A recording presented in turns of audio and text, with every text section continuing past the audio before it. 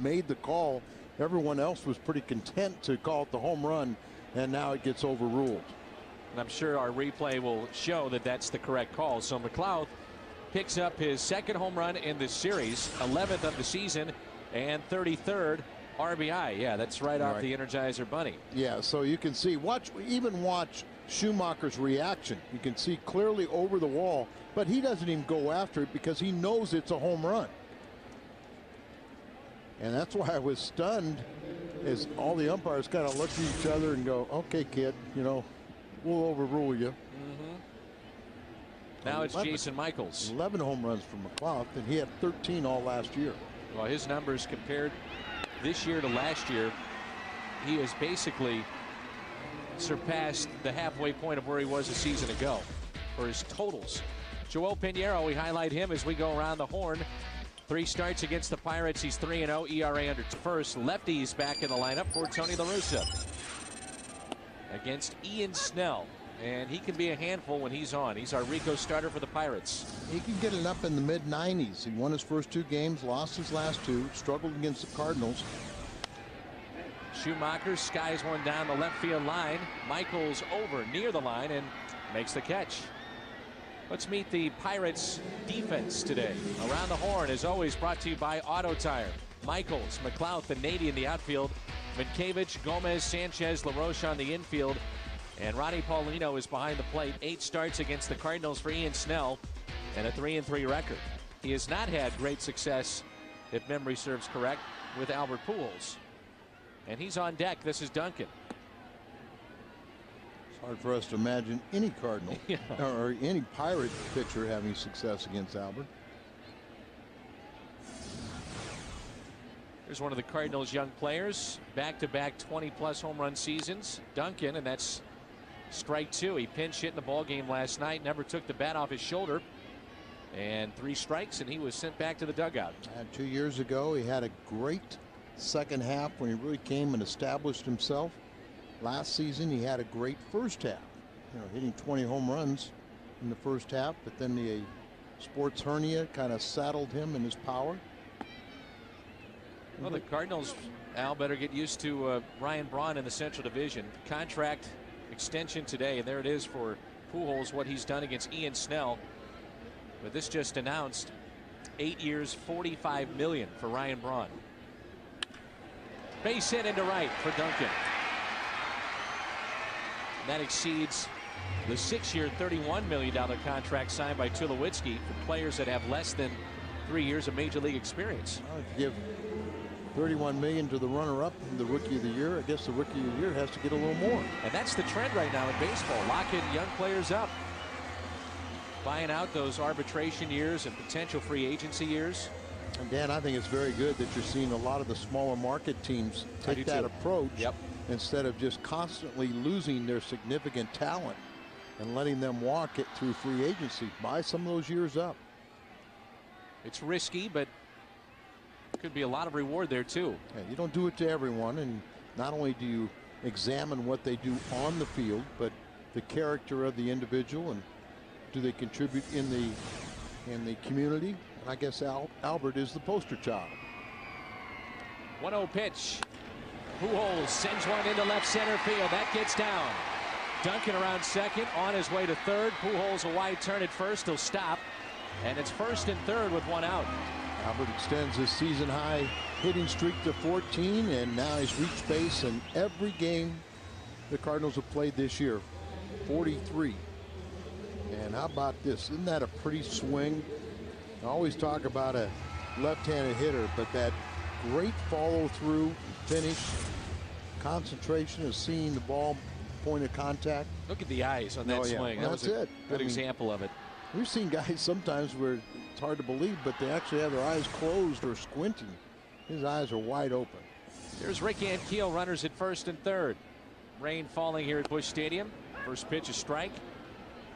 And you wonder about the home plate umpire. Will his strike zone be wide today? Will be a little bit bigger than normal because of the rain. It's Marty Foster behind home plate. Pujols a big lead at first. Ankiel, a high fly ball into right. Deep enough. Nady over, fair territory, makes the catch. The throw will come into second base, and we are tied. Rick Ankiel with his 21st RBI of the season. I think I told you, Whitey Herzog told me one time a day similar to this when he was leading off a ball game. First pitch he thought was about a couple inches outside. The umpire called it a strike. Looked back at him.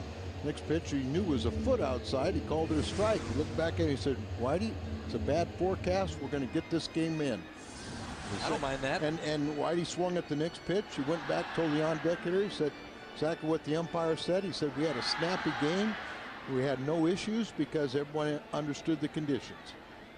Here's Troy Gloss, back-to-back ball games with multi-hit games.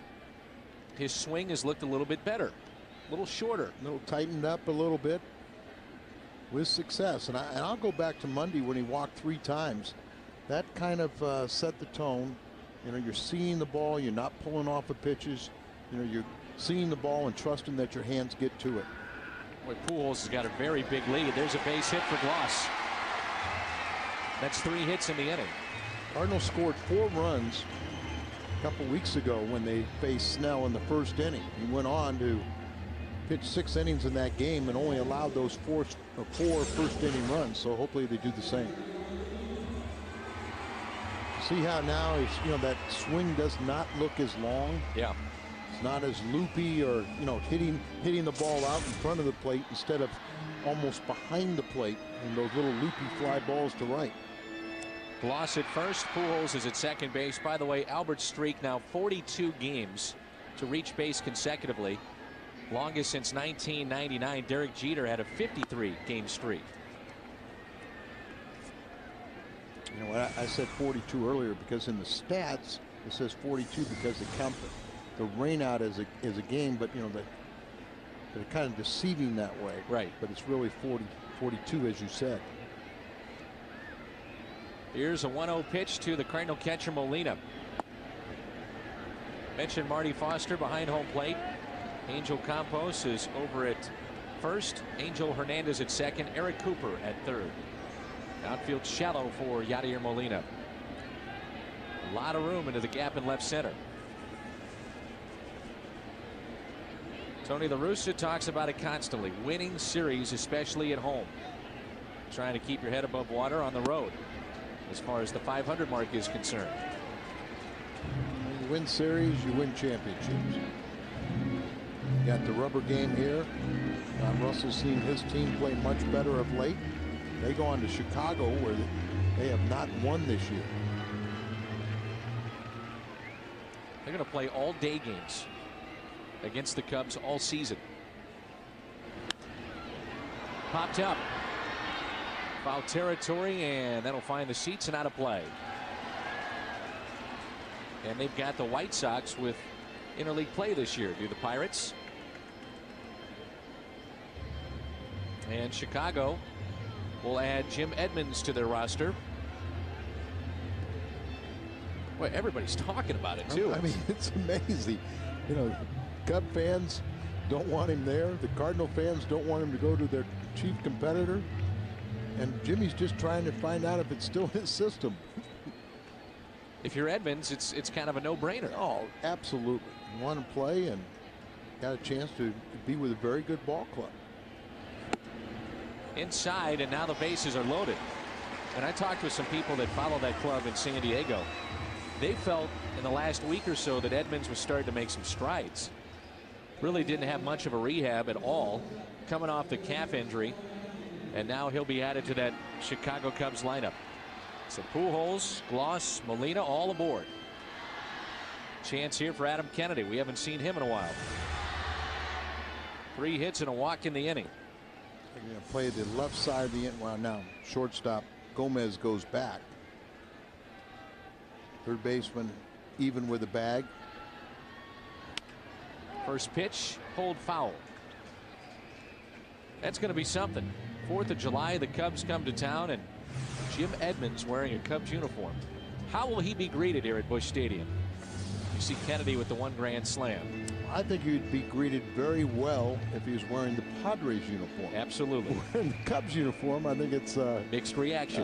Well, I think it's going to be, if he's booed, I think it's going to be more of because it's the uniform and not the player. Either way, he'll get a significant reaction. Here comes the 0-1 pitch to Kennedy. Kennedy up the middle. And a sliding catch made by McLeod. Saves 2 runs at least. And if it gets by him, who knows? We're tied up. It's 1-1 after 1. Sports Ultimate Nightly Highlight Show is here. The final score. Nothing but wall-to-wall highlights. The final score tonight at 10:30 on FSN Midwest. Nady, Minkiewicz, and Ronnie Paulino. And hopefully we won't have to talk about that ugly trend of runners stranded. 15 last night. 15 last night. Here 3 in the first inning. But that ball that Kennedy hit was hit harder or as hard as any other of the 3 hits in the first inning. About Nady, the kind of year he's had so far. 331, 5 home runs, 34 RBIs. Up to a great start. Right fielder for the Pirates, and here we go in the second. Pitch taken upstairs. This Pirates team is the team that, because of their young pitching, if they can take the next step, and because of some of their offensive talent, they could be troublesome in September. I'm not saying they're going to win, but I said they can knock off some people too. See Tampa Bay tomorrow. And he gets him to reach for it. Hold to Gloss for the first down. Here's Minkiewicz hitting under 200, 196. No homers, 5 RBIs. Known for his defense. He can play second base. He can play third. Primarily, he has been a first baseman in his career. But he's able to stick around because of his versatility. Part of the World Series team of the Boston Red Sox that defeated the Cardinals in 04. Keith Folk, final out off the bat of Renteria in the glove of Minkiewicz. And he kept the baseball for a while. But there was a settlement, and now it's back with the Red Sox.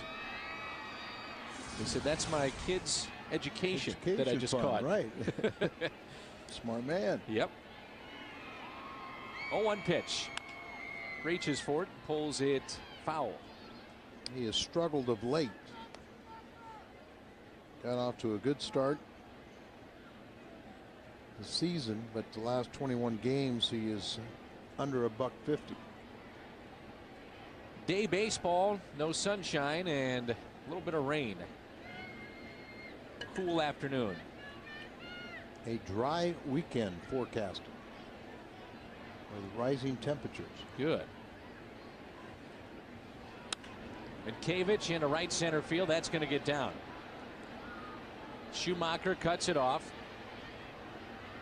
And Minkiewicz is in safely at second base. Hope you enjoyed our FSN spotlight on Skip Schumacher before the game. He's got good speed and that plus arm in right field today. But well placed, and you see he has to come across and set himself and throw. Strong arm that we mentioned. And Minkiewicz hustling all the way, gets underneath the tag. Brian McCann put that piece together in our truck, and some of the footage that you saw in pictures from when Skip was with Team USA. International play, he's been an outstanding player for Team USA.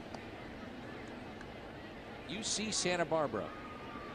He was a pitcher and an infielder. He was actually clocked on the mound at 94 miles an hour. And he credits a couple of guys that really helped him along the way. Mark McGuire and the other being Jim Edmonds. Those two still talk pretty much daily. If they don't talk, it's text messages and emails back and forth. And Dan, I think it was Jim Edmonds that really told us about Skip Schumacher's potential. Another guy is Hal McRae. When he first showed up, thought he'd be a 4th or 5th outfielder. But he said every year Skip Schumacher improved, and his assessment kept on going up. Paulino takes a ball. You see that guy in Big Mac land? He looked fairly disinterested. Leaning up on the bar. I thought he was going to fall asleep. Come on, buddy. You're not at work. I know it's a little bit cold. Hang in there. Into center, and Keel is there. A line out, and it brings in the 8th place hitter, Gomez. All season long, the Cardinals score 6 or more runs. Get a 20-ounce coffee, fountain, or frozen drink for only a quarter all day the next day at On the Run and Mobile. Win or lose, when the Cardinals score 6, you score 25-cent drinks at On the Run. Chris Gomez, he's been around a long time. Utility player, hitting .262, no home runs, and 9 RBIs. And we can say that the everyday shortstop, Jack Wilson, who's been on the disabled list all year, will go on his medical rehab start tonight. Good defensive player. Former Cardinal farmhand. Gomez will turn 37 in June. He was part of the Christensen deal, was Jack Wilson. Right. Gomez began his career in the major leagues back in 1993 with Detroit. He's been with San Diego, Tampa Bay, Minnesota, Toronto, Baltimore, Cleveland, and now Pittsburgh. The 0-2 pitch. And Dan, that just tells you that if you have the ability to be a utility player but primarily can play shortstop, you should have a long career in this game. There's Brad Henderson, the trainer that was with the Cardinals for a number of years, now with Pittsburgh. So he'll be under that watchful eye of Brad Henderson when Jack Wilson comes back. Remind me to tell you what Brad told me. He talked to Mark O'Neill, the Cubs trainer. Both of them were assistant trainers here in St. Louis. You will, unfortunately, I can't tell you on the air, but you will get a big laugh. I'm sure I will. 2-2 pitch to Gomez. In the air out to deep left field. Duncan is back on the track, and he's got it. Pirates strand their first runner of the day. Pinheiro leads it off when we come back. 1-1 game as we move to the Cardinals half of the second here at Busch Stadium in St. Louis. This date in baseball history brought to you by Schnucks. Joaquin Andujar allows 1 run, strikes out 6, and hits this grand slam. That beat Atlanta back in '84 by the score of 9-1. I know you loved Joaquin Andujar. Oh, absolutely. That's why I don't talk, because I talk too much. Our Geico quote. Knowing Joaquin, that made perfect sense. Andujar spent 5 years in St. Louis.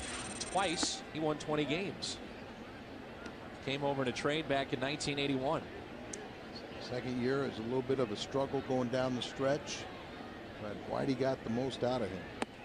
When the Cardinals got him, he went 6-1 after the trade. Tony Scott, I believe. Right. 1 ball, 1 strike on Pinheiro. And he rips it, but caught by Minkiewicz. Good play. 2 consecutive line drives off the bat of Kennedy and now Pinheiro. Reactionary position. You know, you're a third baseman. You only have time, because the speed of this game at this level, take maybe 1 step and a dive. That's about how much range you have on a hard hit ball.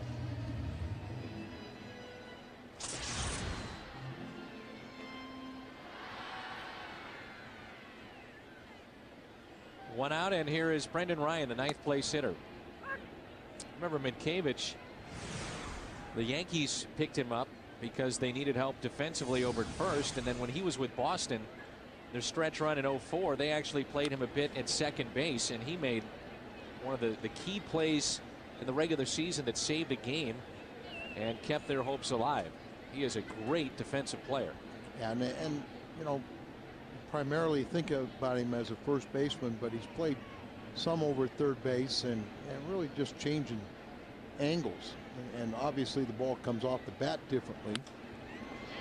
Shallow center, base hit. So the first time through this lineup, the Cardinals get a walk and 4 base hits. And a couple hard hit outs. In particular, the line drive, as you mentioned, by Kennedy with the bases loaded. Here's Skip Schumacher.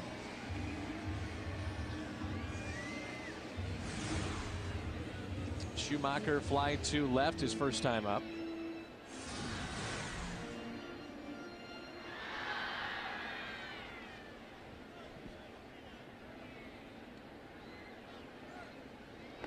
A check on Ryan. He's hit in 10 of his 12 starts now. Brendan Ryan. Career high 3 hits in Milwaukee on Saturday. Fashion statements here, right?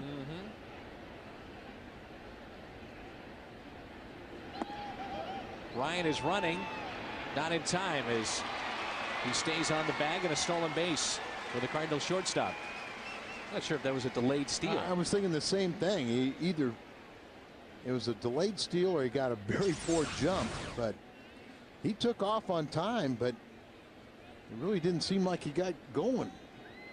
Makes a nice slide to the outfield as the ball short hops the infielder. And Al, it seemed to surprise Paulino too. Yeah, so he almost like double clutched, but it appeared that he went with the windup. It wasn't delayed where you take a secondary lead and then take off. Schumacher shoots one foul. 1 ball, 1 strike. Skip is hitting .276 with runners in scoring position. Stole the base on Paulino last night, and here now the Cardinals have 14 steals and 25 attempts. That's it. Yeah, so if you're not any more successful than that, don't run. Little floater out to left. Catch made by Jason Michaels. Back to second goes Ryan. And it's up to Duncan. Singled and scored back in the first. Friday night, going to look around the major leagues. The baseball report tomorrow night, covering every team all season long. Highlights, interviews, analysis you don't get anywhere else. Baseball report tomorrow at 5:30. Then our pregame show, hour long at 6. And the first pitch at 7. 15. It's kind of a nuisance drizzle. Easy for us to say up here under cover, but Duncan down the left field line, and that will slice and get out of play. And you're not a very good salesman. I can't believe either they gave us last night's sheet, but according to this, we didn't sell any of those Coca-Cola scoreboard patio seats for this Sunday, May 18th against Tampa Bay. Right out there, still 100 seats left. 80 out there on the MVP deck. There's the 0-1 pitch to Duncan. We've got the Champions Club on Sunday. Still got tickets left for that. And again, Danny Cox will be there. John Mabry, Al, taking pictures, signing autographs, kissing babies, having fun. You will be sampling Anheuser-Busch's finest and talking baseball. You got it. That'll be fun.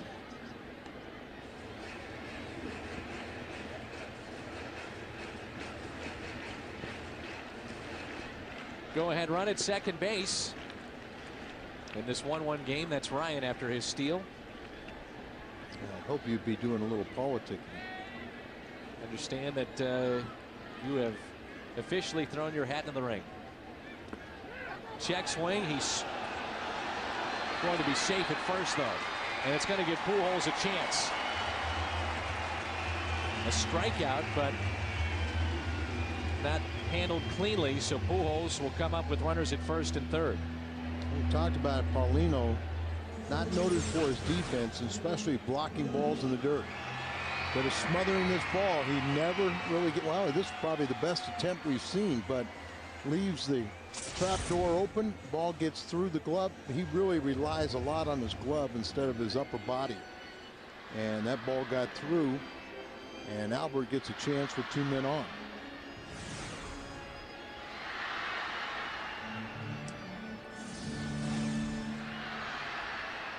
Just because it touches the dirt, it doesn't always have to be a wild pitch. Pujols Singled his first time up. 2 outs. Runners at first and third. Albert takes a ball in the dirt. We've seen not just last night or today, but Paulino has had fits back there defensively, and that's a little bit surprising. 2 outs, runners in scoring position, and Pujols only 3 for 13. Overall, he's 8 for 32 with 2 home runs, a .250 average with runners in scoring position. But I think when it's all said and done, Albert's going to have another remarkable year. 1-0 pitch. Pujols left side. Mitkevich, another good play and a force at second. Takes the base hit and the RBI away. We're tied up 1-1 after 2.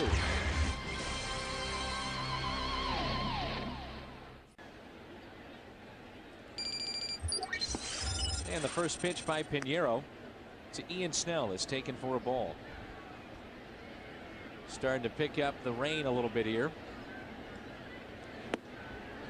The rain is in the forecast all afternoon. So we may be here a while. Oh, we're going to get this one. Not anything heavy enough to stop it. Little chopper foul.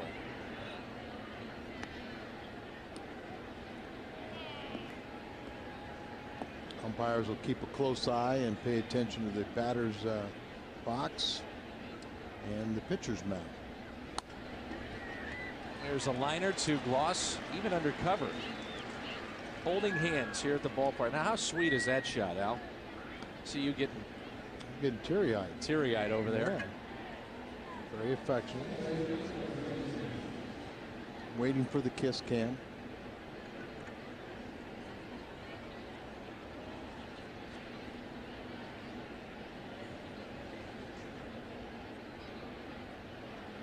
Here's Freddie Sanchez. He flied out to center. 0 for 1. Bill Finley and his grounds crew on call, ready to roll it any second. They're going to earn their money. They do it every day, but they'll earn it in a day like today. 0-1 pitch.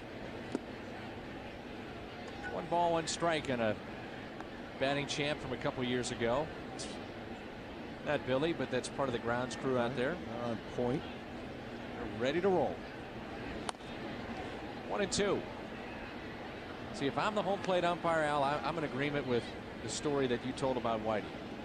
Gentlemen, big strike zone. Be ready to hack.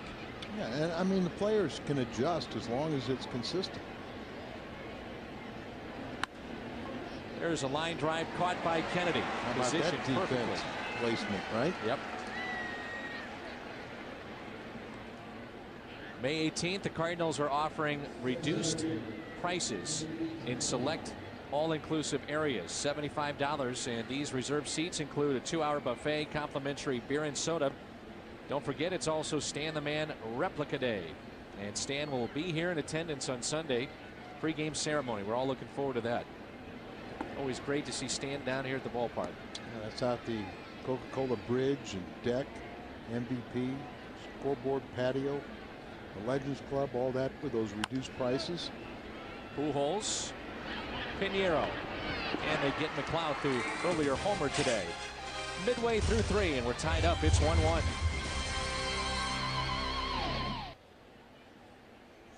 And here's Rick Ankiel. You know who used to doctor up an unnamed player's bat when he was a coach for the Atlanta Braves? Hard for you to believe, but Bob Gibson,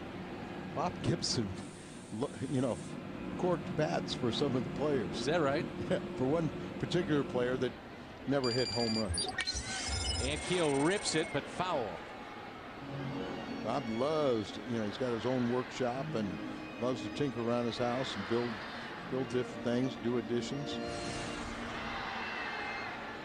Sack fly back in the first for Ankiel. Drove in Duncan. 0-1 pitch. Now you had your own Louisville slugger. Your name was on it. Well, you know, for pitchers, they would stencil it. You know, position players that were under contract for the bat manufacturers, they take their signature and do a facsimile on the bats. Had an email question to you concerning the maple bats, and all the broken bats so far this season. That is the weighted bat, the on deck circle. But baseball, I'm sure, has to be a little concerned with all the broken bats and somebody getting hurt. Absolutely. Whether it's a player or a fan, an umpire. I mentioned the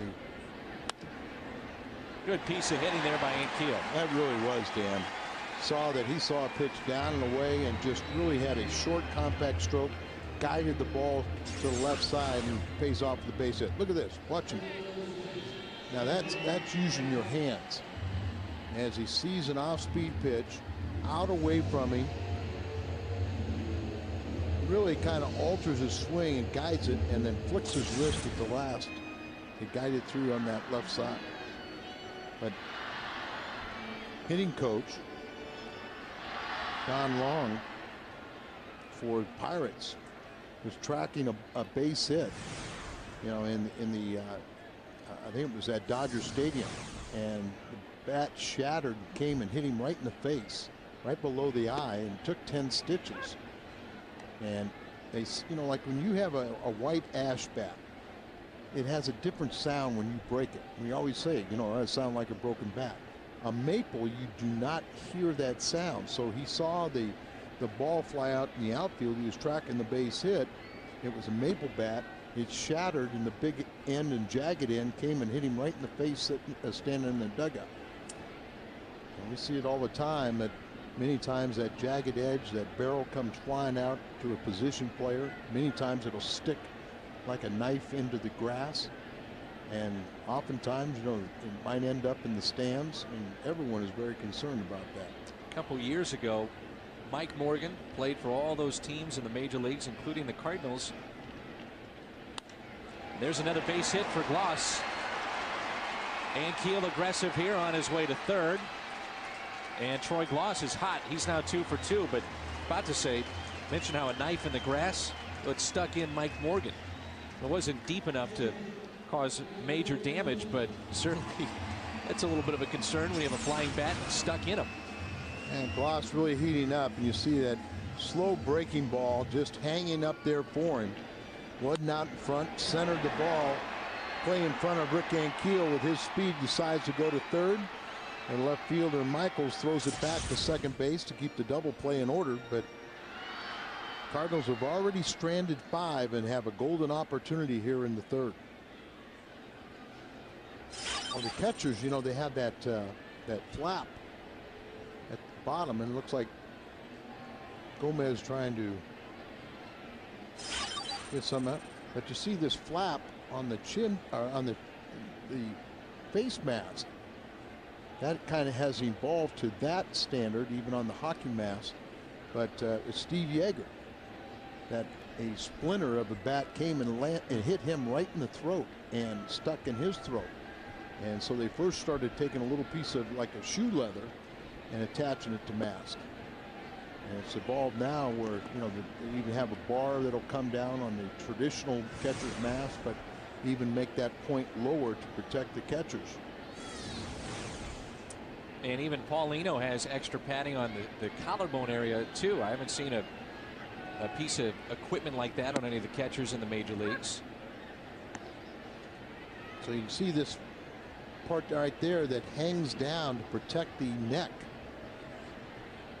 There's really no padding there, so they kind of, when you put your chin down, you got a solid protection. That all kind of evolved from Steve Yeager being. Ground ball hit to short. Gomez will go to second for one, on to first, and safe. And the Cardinals have the lead. And Ankiel scores. It's 2-1. Now his 14th RBI, the go-ahead run, and he was chugging along and churning to get down to first base and avoid that double play. Pirates can play some pretty good defense at you. The other day, before they came in town, they committed 6 errors in a game, which had broken about a week-long streak of errorless games, but 5 of those 6 were in the infield. We mentioned that the Cardinals last night picked up 5 runs, 15 hits. They had 5 walks, but they stranded 15. And as a team, the Cardinals have 33 home runs this season, and only 23 have been solo shots. Good call by our first base umpire, Exmo, showing us that he is safe. But how about that? 23 of the 33 home runs have been solo shots. As we are waiting for this offense to have just a big day, maybe the pressure become a little bit relieved after that. And it weighs on the minds of the Sure does. position players. If we're talking about it, they already know about it, and they know when they leave people on. And hopefully their counterpart or their next guy will pick them up. But nobody feels worse than the hitters themselves.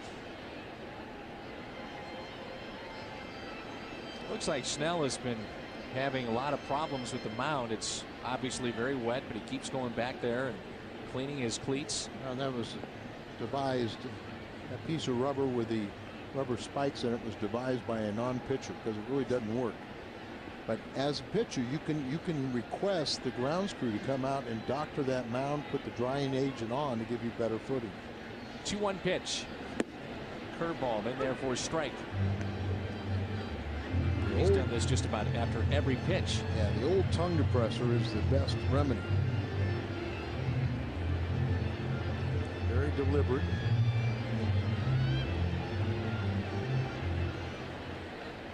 Two and two. Kennedy lined out to center with the bases loaded his first time up.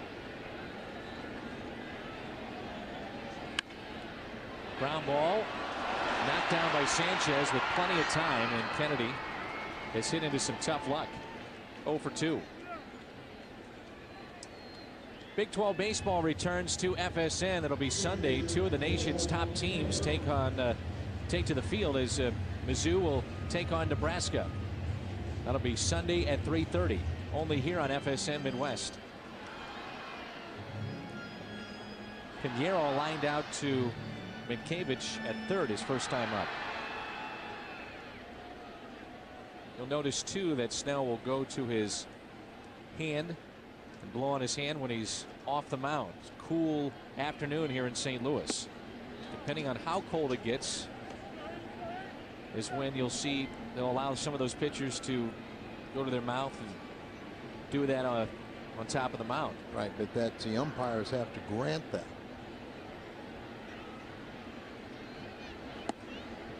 Outside corner and a strike. 1 ball, 1 strike.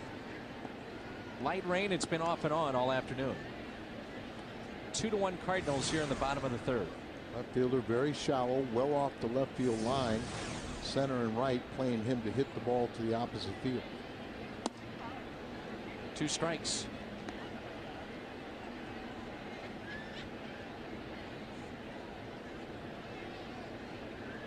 From the first base side of the rubber, it doesn't really seem like it.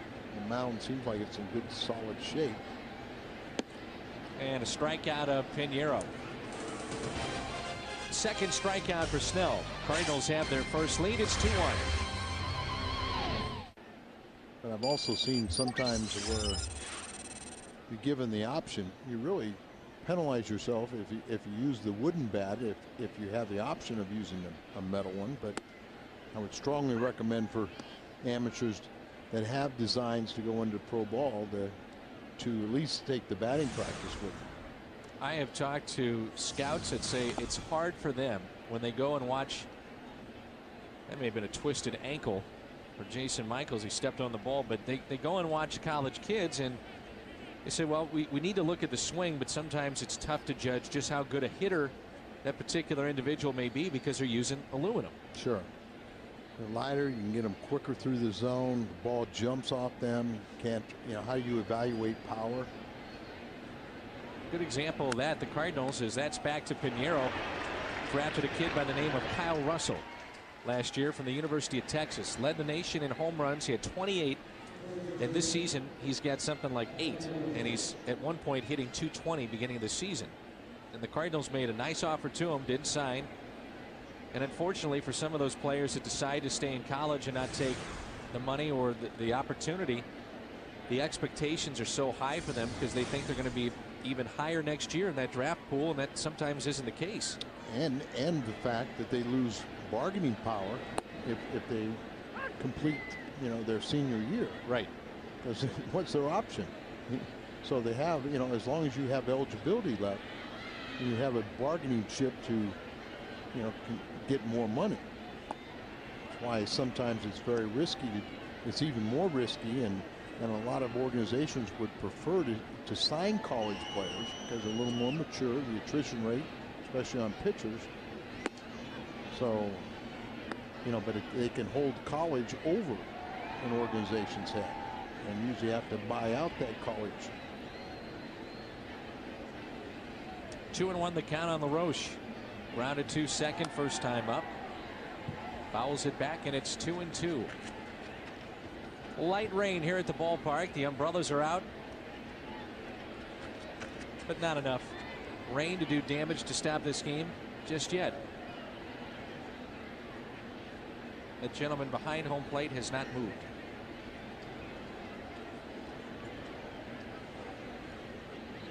Two pitch on the outside corner, and a strikeout, the first of the afternoon for Pinheiro.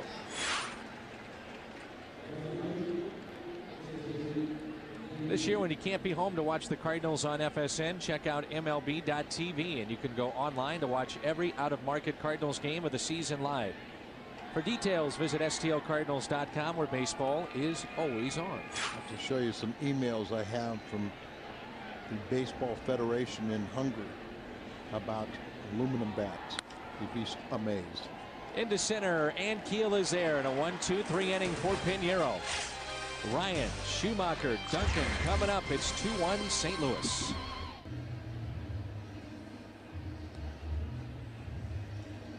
Cardinals baseball on FSN Midwest is brought to you by Southwest Airlines. Cardinals with 6 base hits, but they have left 6 on. They lead at 2-1. Brendan Ryan has hit safely in 9 of his 11 starts. Brendan getting the start at short today. Be Ryan, Schumacher, and Duncan.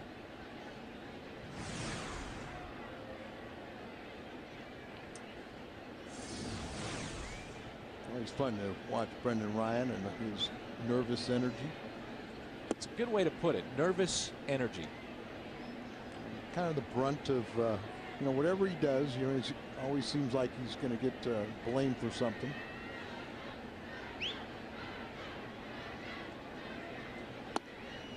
I talked to him about that before the season. I said, boy, you take a lot of trouble. And he says, that's kind of my role. He said, I'm okay with it. You know what?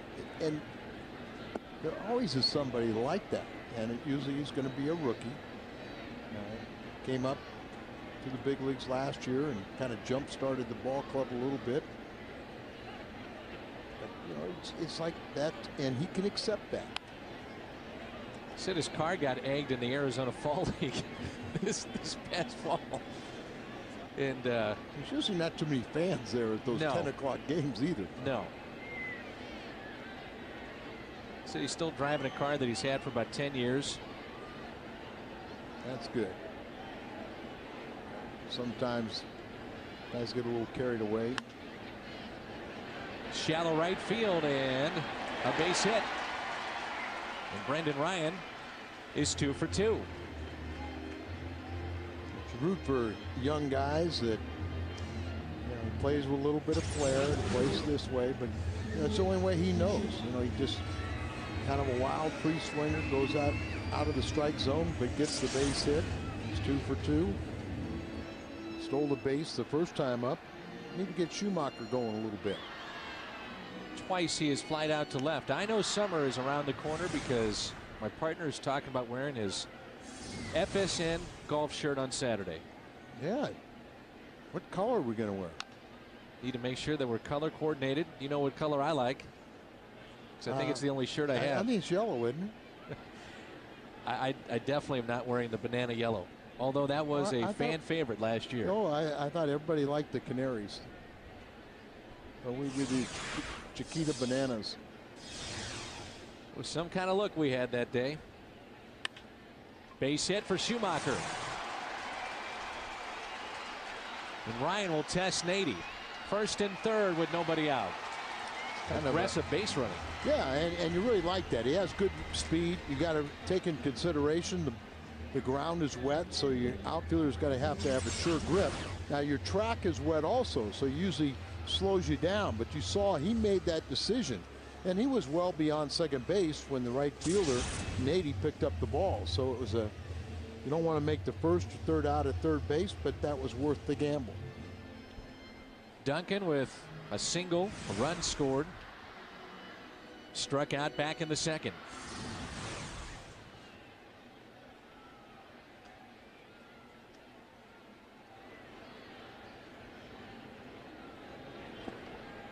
Pitch in the dirt, take it for a ball. Albert Pujols is on deck. Cardinals a chance to add to their lead. It's 2-1. Already 8 base hits.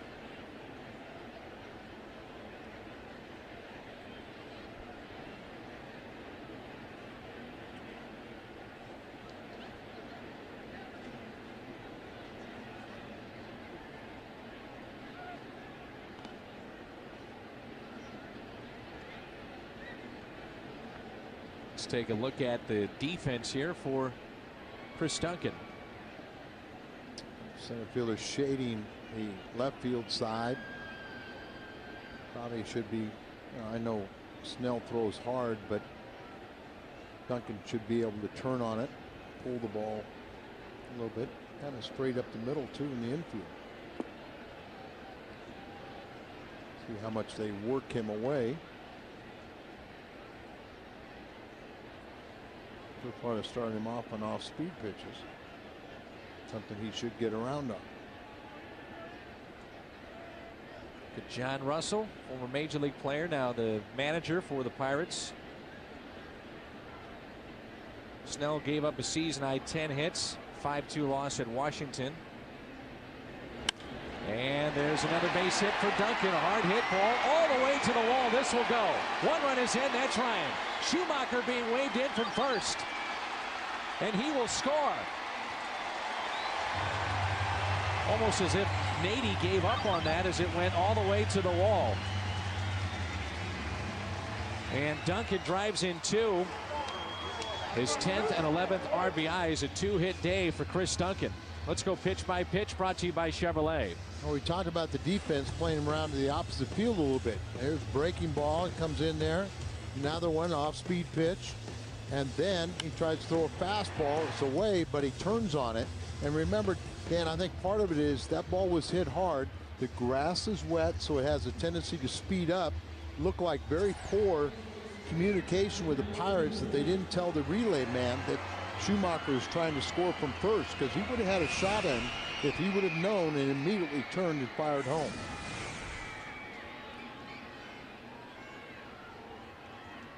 Nobody out. This is Pujols. 9 hits for the Cardinals. Popped up right side and out of play. I think Duncan is starting to come out of it a little bit. And you hope he is. You know, I mean, he just got off to a very slow start. Didn't have a lot of spring training, so your timing's off. And the one thing you kind of always fear about young players, they don't have enough of a track record. They're too hard on themselves. And when they kind of get into a little bit of a slump, sometimes they complicate it by, you know, trying to work too hard or worrying about it instead of just relaxing and let things happen. You can hear that ball the way it went off the bat as Pujols sends it into left center field. McLouth will make the catch. Duncan stays put. Just had a different sound that time off the bat of Duncan. Here's Rick Ankiel. Run scored, base hit, RBI so far today. Cardinals lead it 4-1.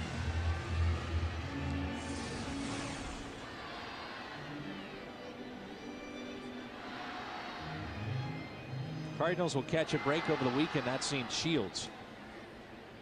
No Kazmir for Tampa Bay. Just signed a new contract extension. It's 2 of their best. $28.5 million for 3 years, and with an option for another 11 on top of that. Big gap out in right center as they're playing Ankiel to hit to the opposite field. Another pitch taken low. Activity now for Pittsburgh in their bullpen. Yeah, straight away in right, And McLeod shading a little bit of left field. That's what you're talking about, Al. Only 2 base hits to left, one of those today. They pull it to LaRoche. Duncan over to third base. There's 2 outs, and here's Troy Gloss. Soria is the right-hander warming up. We've got 3 left-handers in their bullpen. Their bullpen has been very good. Last 8 games, 1.87 ERA for their bullpen. They pitched much better, particularly their starting rotation. This is an exception about the last 9 games. They've recorded the most innings of any pin in the National League so far this year. And that's a killer. Over the long haul of 6 Yes. months. Look at the 2007 Cardinals. Yeah, and I think that's why, Dave Duncan and Tony La Russa at times have extended the starting pitchers a little bit more for the Cardinals this year. And hopefully you get the offense clicking where it takes a little pressure and there's a little breathing room for the bullpen. Troy Gloss, a big part of the reason why the Cardinals are starting to score some runs. Well, he's going to have plenty of chances to drive in runners with Pujols sitting in front of him. You would figure. It's 2 for 2.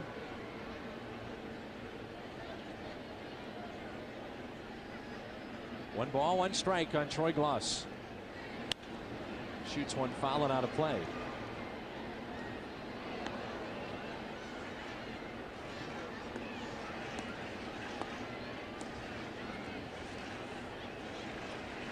A couple starts ago, Ian Snell said, I'm going to start throwing fastballs. I'm going to get back. And he's got a pretty good one. Didn't want the slider, didn't want the fastball, settle on the curveball. He's got both, but sometimes it's hard to tell what it is. It's kind of in between. That looks more like a slider than a curveball. But the only problem with what he wanted to do was he told the newspapers what he wanted to do, where the opposition could read. They all went out looking for fastballs. That's a good point. Yeah. Don't tell now it's the a newspapers. Yeah.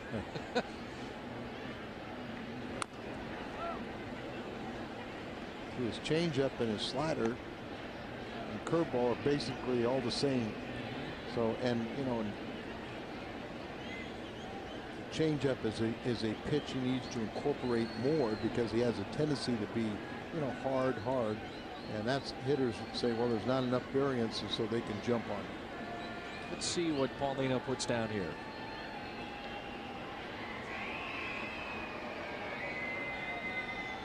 It's a guessing game between these two, isn't it?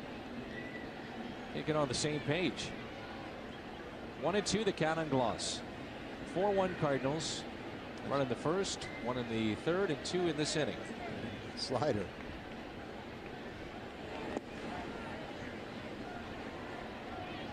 It's been more so this inning where he's been shaking him off as opposed to the other 3.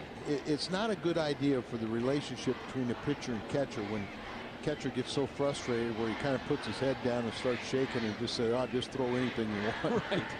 You kind of feel like he's working against you. The relationship between a catcher and pitcher is so unique. Hey, how about that one? The curveball. Do you see any difference between his curve and slider? No. Nope. And You're like right. I said, the velocity of his changeup is there's not much difference in the velocity of his breaking pitches. This kid has a lot of talent. He just has to mature. But you get to a certain point where you say, we've been saying the same thing for 3-4 years. Fastball away. 2-2. Gloss. Base hit into right. Good at bat. Duncan scores, and it's a 2-out RBI for Troy Gloss to make it 5-1. Troy Gloss is 3 for 3.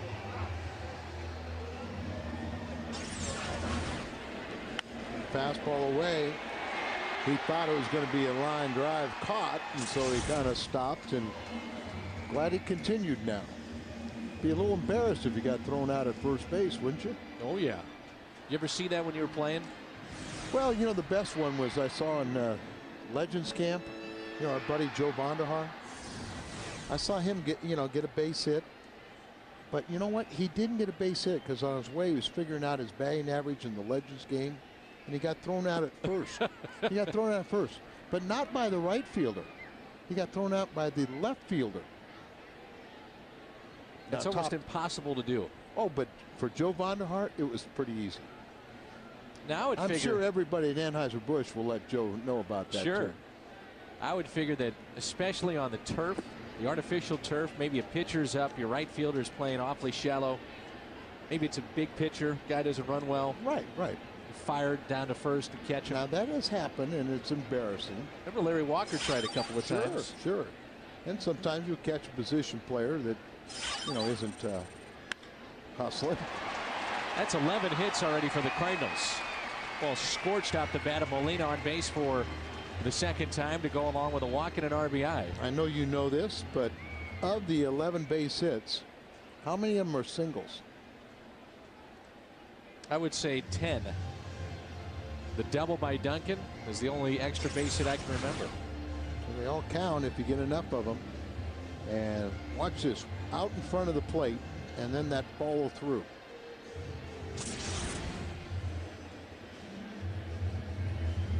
You know, on paper, I was looking at this being the toughest matchup for the Cardinals, seeing Ian Snell. Especially last year, the way he pitched against St. Louis. As I mentioned, he can give teams fits. He's got good stuff like you've talked about, but Cardinals have touched him up for 11 base hits already. One of the hardest hit balls, really twice off the bat of Kennedy, and nothing to show for it. But the first one was the line out to center with the bases loaded. And then the ground out to end the third. I still maintain it probably was the hardest ball hit all day. Yeah. Breaking ball and a strike. Now that time he took a little something off it. That was 76, which is a little better than 82, 83.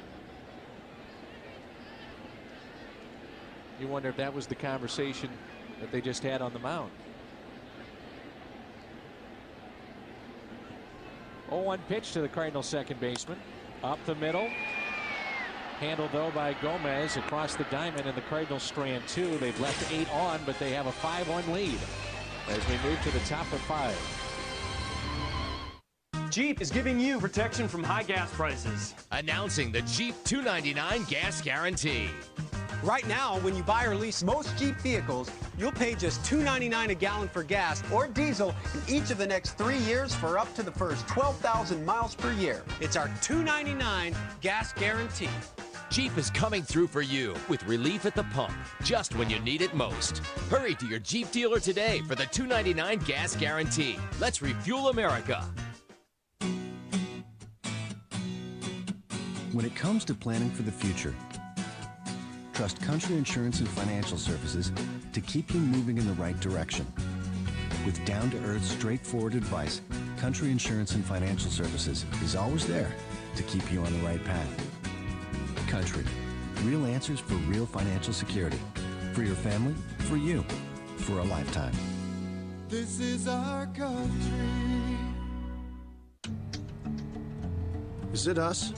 Or do most car commercials try to sell you beautiful scenery when all they really should be offering you is a great car? Like a fuel-efficient Hyundai crossover, backed by the confidence of America's best warranty, and for thousands less than the Ford Edge.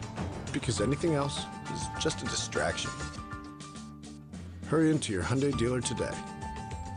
Right now, get up to $2,500 cash back on a 2008 Santa Fe. Find your local St. Louis area Hyundai dealers at findhyundai.com. Watch a new episode of Cardinals Crew Saturday on FSN Midwest. May 16th, that's tomorrow. You can show your Redbird pride by wearing a new Cardinals t-shirt. And the first 25,000 fans ages 16 and older receive a Cardinals Nation t-shirt courtesy of AT&T. Also come early and visit the Busch Bash in the Ford Plaza. For ticket information, visit our website at stlcardinals.com. Well, that's tomorrow night, right? That's tomorrow night. So is that what we're wearing on Saturday? I was thinking the same thing. We could have our AT&T T-shirt, Cardinal Nation T-shirt for Saturday. or we could wear our FSN golf shirts. But I can tell you're going there. So we'll wear the shirts. I'll have to dig mine out. I don't know where it is. Dan, I put mine away for the winter. It hibernates. Because you value and treasure it so much, right? I do. That logo. The problem is I've worn my black shirt so much I think it could walk out of my house down to the ballpark and find me.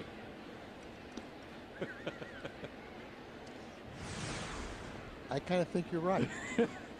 I showed up one day last year and you were so upset I was wearing my black shirt.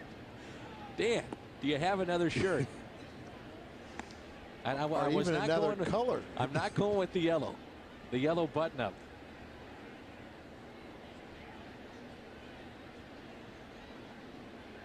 There it is. It looked like you and I had just started a bowling team. Could have had Al's Hardware on the back.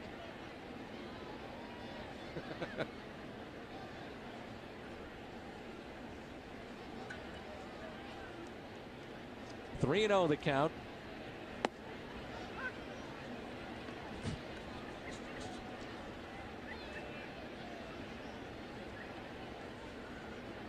Did you say something, Dan? Just saw the note you passed me. Here's a ground ball, pulled foul.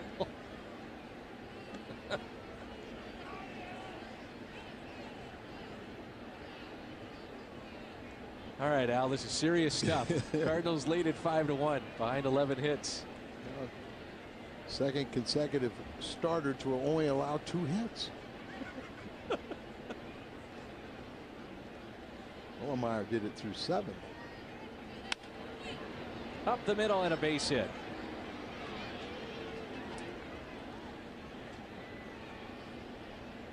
Mitkevich with a double today and some fine plays defensively over at third. He's come to play today, hasn't he? Nice play right there. Another one to his left. Get out of an inning. Base hit the first time up, a double. Went down and got that ball, and now he gets the 3rd hit for the Pirates. Single to lead off here the 5th. Here is Paulino. Nobody out. Cardinals would love a double play right here. Paulino is certainly a candidate. Swinging for an 8-run home run.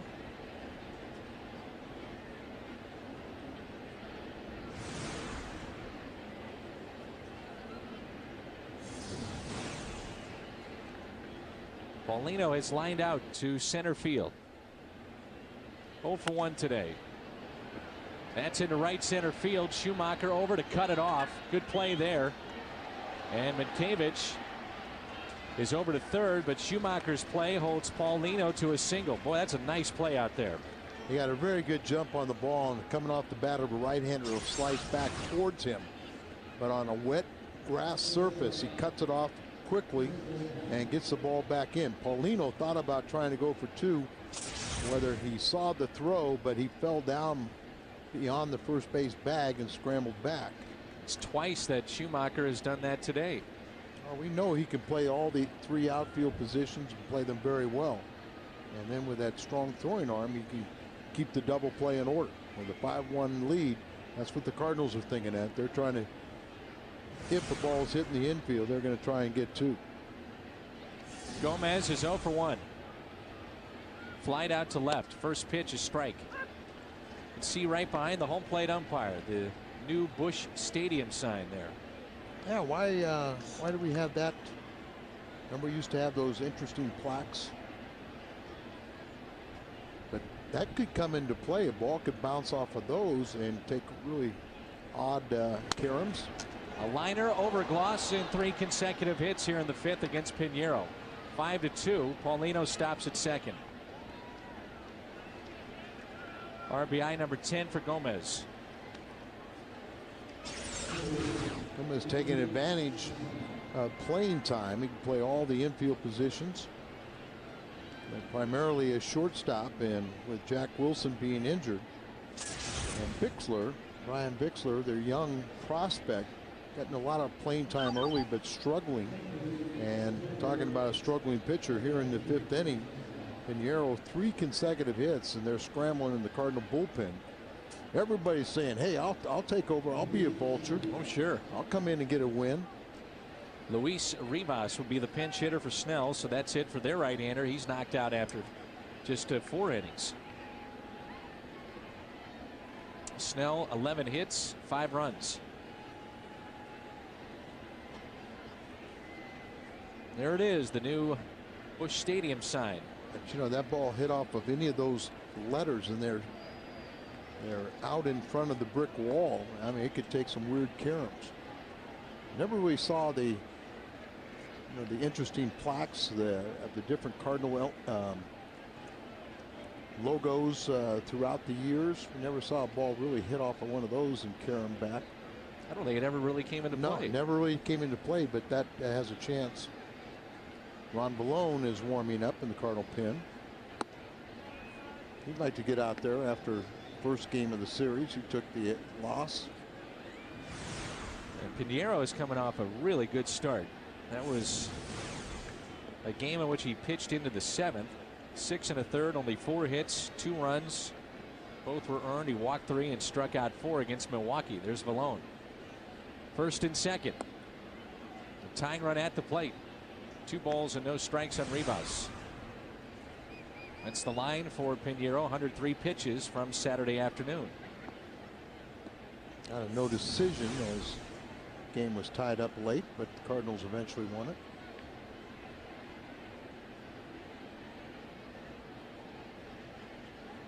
Could see a bunt in this situation. 2-0 pitch. With Sanchez on deck. And Gloss is even a few steps back of the bag over at 3rd. They don't appear to think at all that the bunt is going to come into play. And Russell saying, you know, we got a wounded pitcher out there. We're going to go for the juggler. A 2-1 pitch.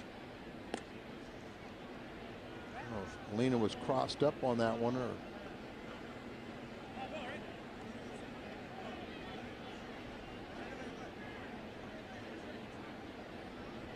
Little discussion going on here. I wonder if they're saying it's a foul tip. It caught the knob of the bat. You know what? I think that's what the umpire might have said. They put ball 3 up there, but and there's. Well, Molina threw the ball out without even looking back at the home plate umpire, as if it was a foul tip. Yeah, well, we kind of heard something, but it sounded like it just muffed the glove. I don't think there's any contact made. It hit the glove and then hit Molina. Yeah, he boxed the ball, but there's no contact there. And I think they did, somewhere the umpire, in his mind, he thought he heard a foul tip. And that's why the argument. Why else would it be on a 3-1 count? Right. You know, but if they're saying foul tip. And I found it curious in watching Molina did not even look back to the home plate umpire. I mean, that ball was in play and he just threw it right out. And now you can see where John Russell would like to ask for help. And the umpires have done a very good job the last few years of trying to get the play right. It's so awkward that I think Marty Foster goes, I got a Gold Glove caliber catcher back there. He doesn't normally box a ball like that, so we'll see if they say it's a 2-2 count. And that's the only explanation we could have for why they're arguing. And now they're going to put 2-2, so they're claiming that was a foul ball. The Cardinals catch a break. 2-2. Nobody out. No, that wasn't a foul ball. No tip there. He missed it by a half foot. Certainly wasn't swinging. Runners at 1st and 2nd. The 2-2 pitch. Check swing and out.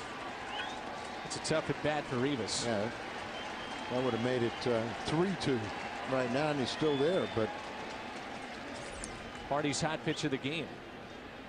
It's going to be the strikeout, not the phantom strike. But there you see, goes after the slider out of the strike zone. And didn't even ask for help. Didn't even appeal. Yeah, I mean, and the umpires can't really go out there and say, hey, I think you blew it.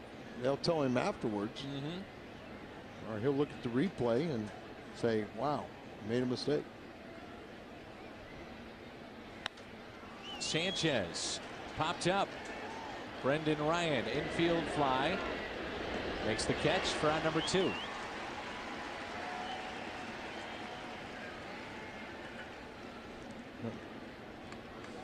Molina,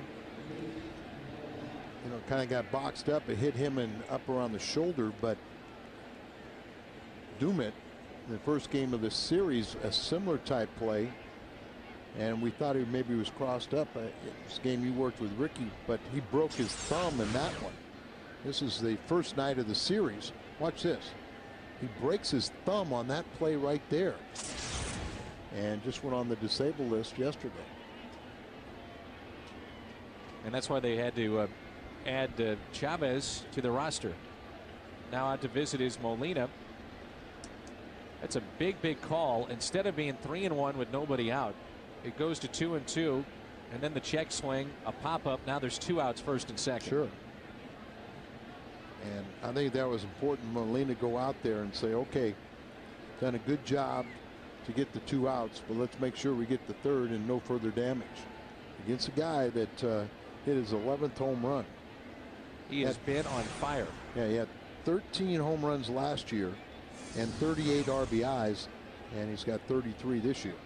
Well, his 11 home runs leads all Major League center fielders. And how about this? He's the first Pirates player to have that many home runs before May 15th. 10 coming into play in the storied history of this franchise, the Pittsburgh Pirates.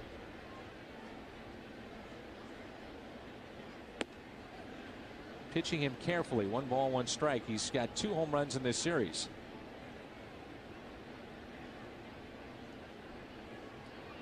Tied for 4th, Major League Baseball with Chipper Jones. Lance Berkman, Chase Utley entered today with 14 home runs. Shallow Rick Ankiel in center.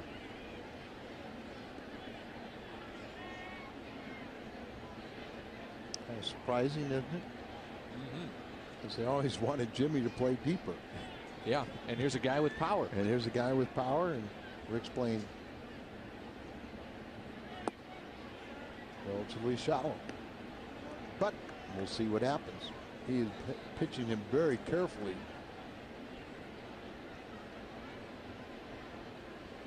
See Rick, shallow, probably more shallow than any of the other 2. Much more shallow than Duncan and left. 3-1. Malone stopped throwing in the bullpen for the Cardinals. Soria has been up, a right-hander for Pittsburgh. Soria is coming in this game.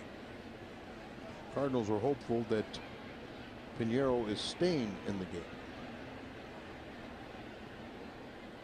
The 3-1 pitch. Walked him. So bases loaded. Inning started with 3 consecutive base hits. Highlighted by the RBI for Gomez. And that's the first walk issued by Pinheiro. It's one of the things that Pinheiro has walked far too many this season. It's his 19th walk with 2 strikeouts today. He's got 23. And I can understand Molina going out there, but it looked like they pitched Cloth way too comfortable. You better make sure you get out this hitter. Strike at the knees. A little too casual, wasn't it? Yes. Like pitching around him. There's Gomez at second. Clouth over at first. Bases are loaded. Back on May 8th, they picked up Jason Michaels. Now, Kyle McClellan is getting up in the Cardinal pen. Ground ball, hard hit, past Kloss into left. And 2 runs will score. A base hit, 2 RBIs, cuts the lead to 5-4. I had a feeling the way they pitched around McClough, it wasn't going to guarantee that Michaels was not going to do something. Ball hit hard, and it takes a little tricky hop over the glove. A play that could have been made is not made, and the Pirates are right back in this game.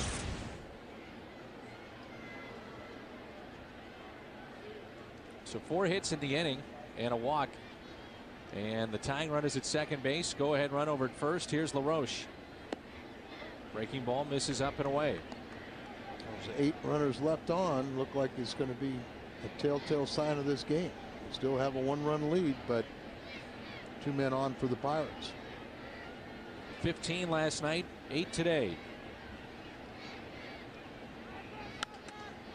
Popped up. Gloss runs out of room. That is a low wall for a guy like Gloss or Scott Rowland, guys that are 6'5".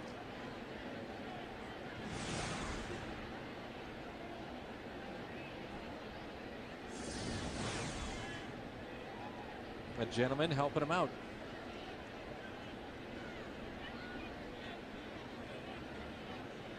The United States Marine Corps comes through again, right? He is playing well off the line, so that was a much longer run for Troy Gloss. And time is called.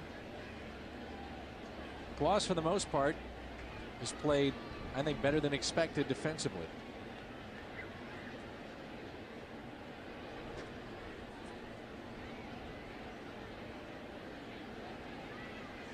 One on the count on LaRoche. Pitch that's up and hammered down the right field line. It is hooking, and that ball is foul. Oof. He has got a sweet swing. Oh yeah, he gets off to terrible starts for the season, but once he starts cranking it up, the numbers will be there. Pulled it foul very easily. Easy call. 2 strikes. LaRoche today has struck out looking and also grounded out to second. There's McClellan getting loose. He was part of your DARE program the other day, along with Brendan Ryan. Speaking to the kids here at the ballpark. 1-2 pitch. Check swing did not go. 2-2.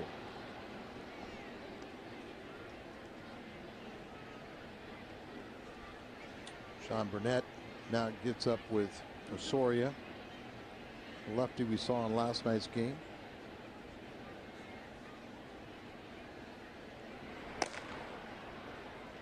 We've got 3 left-handers down there. Raybo, Marte, and Burnett.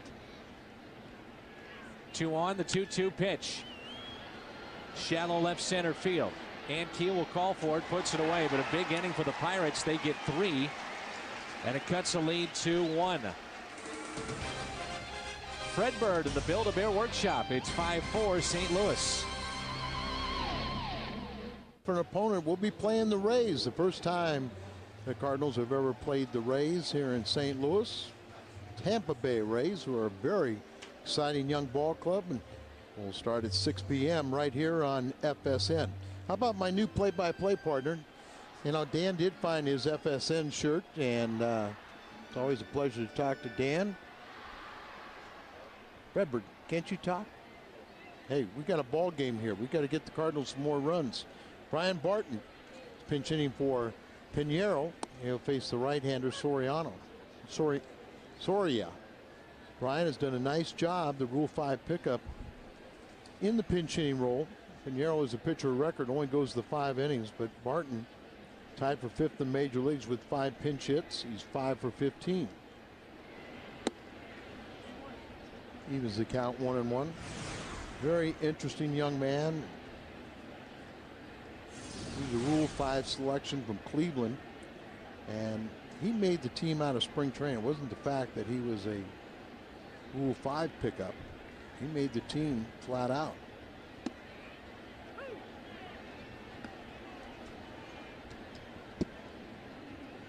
Chevy called to the bullpen, brings in Osoria, 18 games, 2-1 record, 5.60 ERA.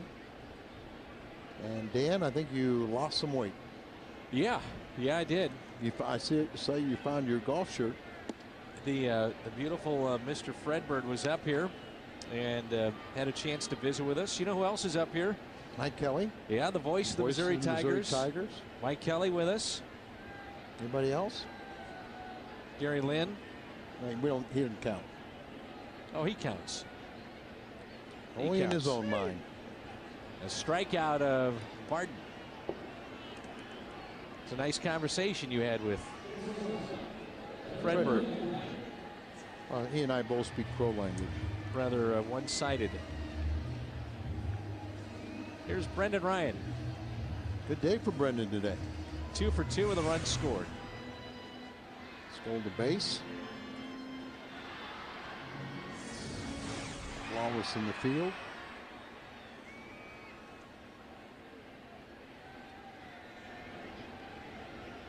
He wears the uniform, kind of old school. The 3 stripes. The stirrup. A lot of guys don't even show the bottom of the stirrup, the white. That's truly a stirrup. Well, some of them don't wear stirrups anymore. They wear a solid red. Or the pants are so long they don't have to wear anything. Or even the stirrup, if they have them like that, they're actually one sock. One sock with kind of a stitched on legging. But that's an old-fashioned sanitary, and then you got the stirrup over it. 0-2 pitch, up and in. Just didn't finish off a breaking ball and left it up and in.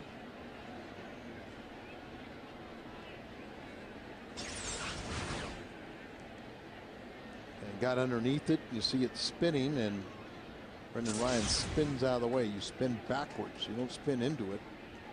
That's when you get hit in the face. And you can see Paulino set up twice now, back-to-back pitches on the outside corner and even further. And Soria's missed inside. 1 ball and 2 strikes. 4 innings for Snell today. Just a steady drizzle here at the ballpark. Light rain. 1-2 pitch. Ryan, 2-3, Mitkevich there. 2 outs. He seems to have found a home over there at third base. He looks very good, very comfortable. A lot of it is you believe in your defensive abilities. You can move around that infield, and it's a lot easier for infielders to go play the outfield than an outfielder to come to the infield. Skip Schumacher 1 for 3, a single back in the 4th, a run scored, hitting .290. Fly ball out to deep left field. And Jason Michaels is there to make the play. Cardinals go in order. We played 5, and it's 5-4 St. Louis. Because this is Cal McClellan, our Chevrolet call to the bullpen. We were interrupted by a play, huh? I mean, we were talking about something very important. The bobble belly that is coming up. You were all excited to tell the fans about this. It's a Fredbird bobble belly. I saw it on the scoreboard his first time, you know. That's good stuff. How about Kyle McClellan? Very quietly, he has earned holds in 12 of his 17 outings. He and Franklin are now tied for the major league lead. He didn't look comfortable there, did he? No, it looked like he slipped in his landing area, and now he's pawing at it with his feet.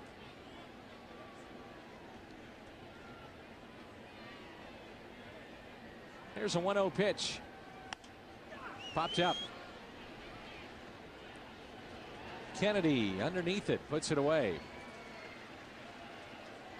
Kyle now go back and work on that rubber to extract some of the mud from his cleats. With everything he's been through, Al, with arm injuries, you wonder if he's overly cautious about landing areas and, you know, just to make sure that nothing gets out of sync to where he could injure himself.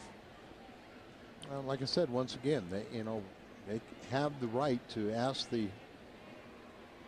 tell the umpiring crew that they need a little manicuring of the mound. That pitch is strike. Again, same thing. Yep. So he's trying to get a little traction. He may be landing in somebody else's spot. So where his normal landing area, you can see the mud clumping up. There's the old-fashioned tongue depressor that works much better. And the only thing that Major League Baseball has allowed these pitchers since 1968. Right there. That's it. It doesn't work.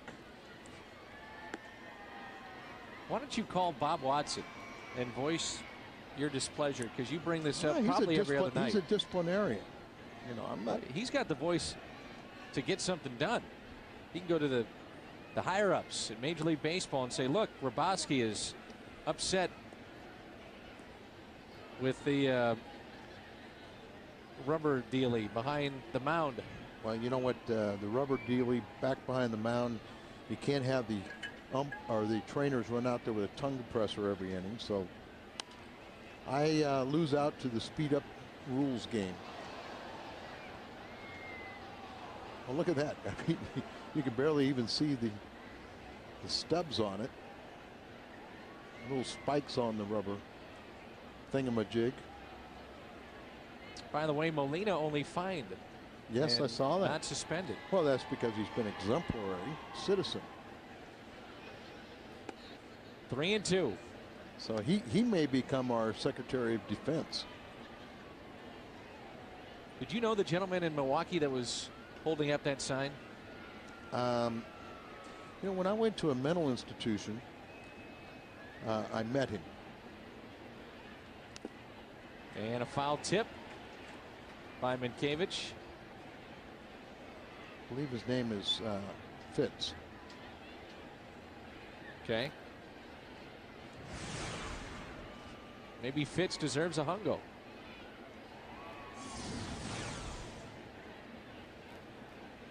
The sign was on the pregame show where we had an email. Had a couple more voters. And that's a walk to Minkiewicz. Firestone leaderboard time in this 5-4 game.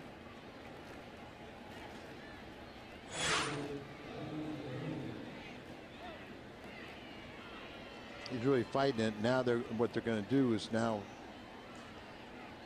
Angel Hernandez is telling the grounds crew to come out here and rework the mound a little bit. Somehow, some way, I think they want to take that, you know, work the front of it, but I think somehow try and get some of that dirt out of that rubber thingamajiggy. What is that officially called? Thingamajiggy. Okay. I said the rubber dealie, but that works. You're just the vice president of this campaign.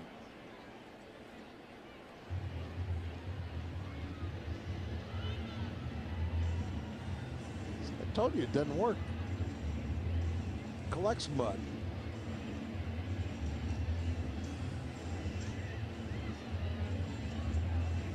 A little bit of that turfus, drying agent, cat litter, whatever you want to call it. Put it on the mound, they'll put it in the batter's box. They never worry about the outfielders. Between innings, they may find a few wet spots in the infield.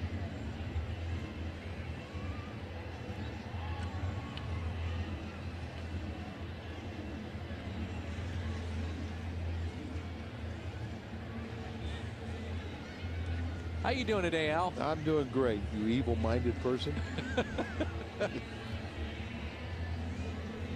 Sometimes a look. That's all it takes, right? Uh-huh.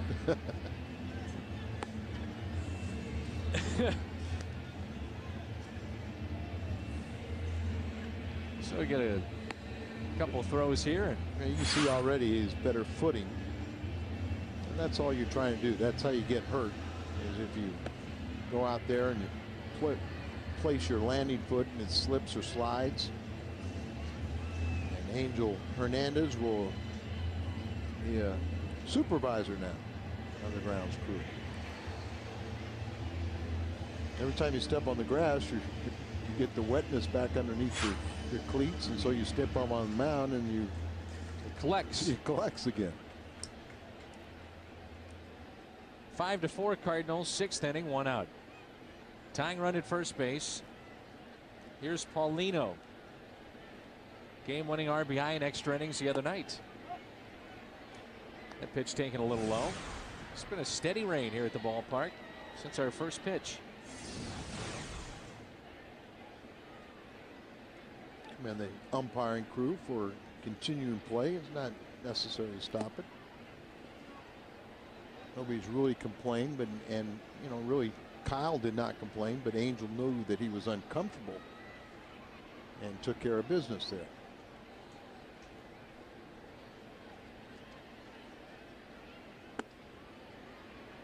Three and 0. Kyle is last time up. Fortunately, that regional telecast that you did an excellent job on. Thank you, Al. Walked in 2 runners. Very uncharacteristic for him, and now he's fallen behind after walking the mound. It's 2/3 of an inning. That was Saturday against Milwaukee. He, along with Ryan Franklin, the major league co-leader in holds this season.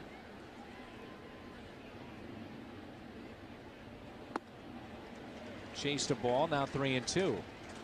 McClellan, one of those guys that kind of appeared out of nowhere that Dave Duncan had his eye on, and Tony La Russa.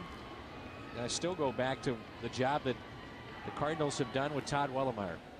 Nobody wanted him. Comes back to get him a strikeout. I mean, Wellemeyer was outstanding last night. Here's a guy that was released even by Kansas City. The Cardinals begin their first interleague series of the season. That'll be tomorrow night, Tampa Bay. Tune in at 6. 1 hour pregame coverage on Cardinals Live. By the way, you're talking so poorly about the Kansas City Royals. They have a 5-1 lead batting in the second against Detroit. Little floater into right, base hit. Minkiewicz stops at second. And what is it? The Royals are 5-0, I believe, against Detroit this season. I think you're right. They opened up with them. Swept them in Detroit. Detroit was supposed to score all these runs and be a juggernaut. And right now in the American League Central, they're in last place, 5 games out, 16-24. Here's Bautista.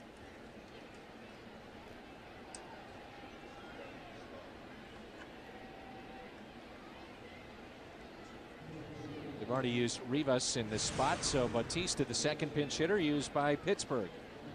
I had a very unfair conversation with Jose after the game last night, and he handled it extremely well. I said, how could they not give you an error on that ball? He goes, well, it's kind of a tough play, and I'm kind of happy they scored it the way they did. Of course he is. And then I told him what we talked about. I said, when we were in Pittsburgh earlier in the year, you had 5 or 6 errors at that time, so you've had to play pretty good defense since then. He said yes. Ball scoots away from Molina. Good movement on the pitch.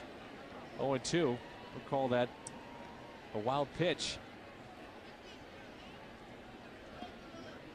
What's in his back pocket? I think it's his hat. It's not his Rico Cardi wallet. Rico Cardi used to carry his wallet in his back pocket. Or it's maybe a apparatus put on his wrist for protected for sliding if he reaches base. That might be it also. Good block again by Molina. That saved a run. Sometimes the old guys occasionally used to fold up their hat and put it in there when it was not mandatory to wear helmets on the bases. I guess you wouldn't have a hat this year, so I go with the sliding protection for the wrist or hand. They also would throw their gloves. Inning would end and they'd share the gloves. You're going way back. You're talking about fielder's gloves, right? Not batting gloves. Guys would end of the inning, shortstop or outfielders would just lay down their glove, go into offense, and the defensive team would go out there and pick up the same glove. 1-2 pitch. Check swing. Ooh, and just missed. Didn't get the call. Looked to be a pretty good pitch here. Let you be your own judge as you sit there, and sometimes you can fool a hitter and an umpire. It looked like Marty Foster Was fooled by the pitch. Bautista 6 of 35 with runners in scoring position, and just 3 for 17 in his last 6 games. Wasn't intentional, but that might have been the makeup for the phantom foul tip. Yeah. 3-2 pitch. That's a strike. Bautista knew it. 5-4 midway through 6. Looks like that little guy has been staying dry, staying warm. A cool afternoon here at Busch Stadium. Sean Burnett will come into this ball game. Third pitcher employed by John Russell for the Pirates. Former #1 draft pick who's battled shoulder and elbow problems. Appeared in last night's ball game, and he was just had his first career relief appearance on May the 6th versus San Francisco. And that was his first overall appearance in the major leagues since August 21st of 04 right here in St. Louis. First pitch is taken for a ball by Duncan. He's got the big hit of the game for the Cardinals, a 2-run double back in the 4th inning. Had a single in the first.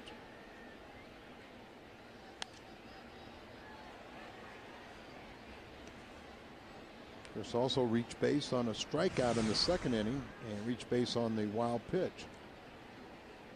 Hitting .264, 3 home runs, 11 RBIs. But we both think he's starting to show signs of working a way out of it. And let they just take the base hits consistently and then eventually the power. 2-1. Had the home run against Ben Sheets, and the day before he was taking extra BP around 2 o'clock in the afternoon for a night game. I think fans would be shocked to know what time players get here and the coaching staff. Coaching staff gets here very, very early to the ballpark.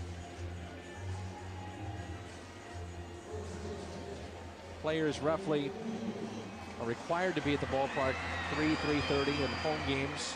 For a 7 o'clock game, bus usually leaves at around 3:30, so they'll get there before 4 o'clock. And the coaching staff, they will be there 12:30, 1 o'clock as you get a look at Hal McRae, always studying video and working with the hitters. A lot of preparation. There's Pujols. One time, Dan, you know, a manager would kind of compile his coaching staff out of his drinking buddies, and no longer. If you're going to war, you better take your best soldiers and you take your workers.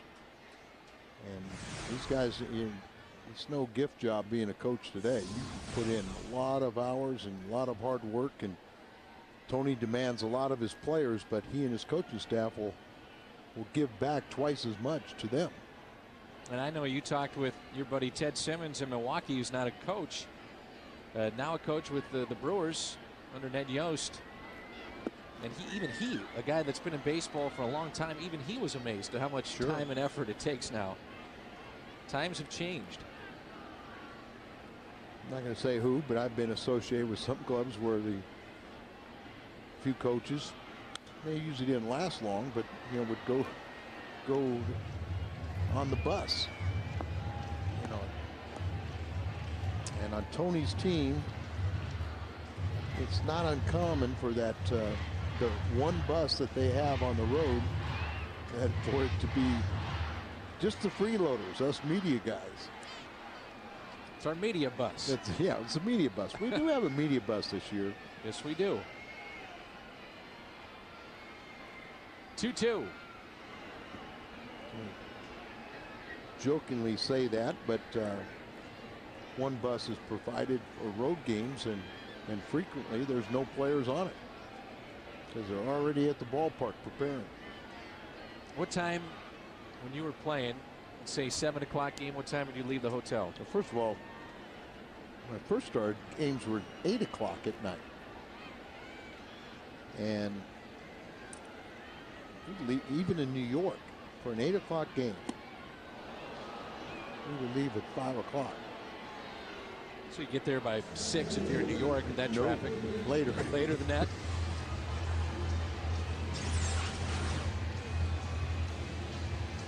You see the off-speed pitch and out in front on the great Albert Pujols, but you know, it's say in a non-situation, you'd leave 2.5 hours before a game. Now the bus leaves 3.5 for the media before a game. And Keel, a foul ball.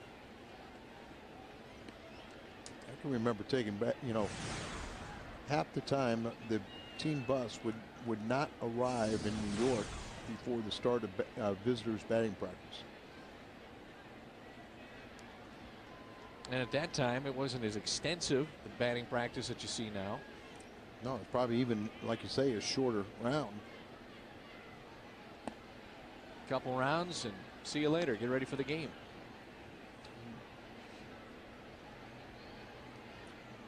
Red and Stan's day, you know, they'd be picked up. They'd drive together and wouldn't leave until 5:30. And take about 8 swings and say, that's it.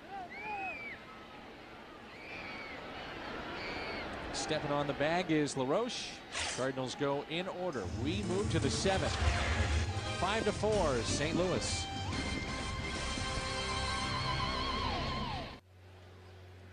Sunday, the groundbreaking show that won an Emmy for combining sports and science returns this week on Sports Science.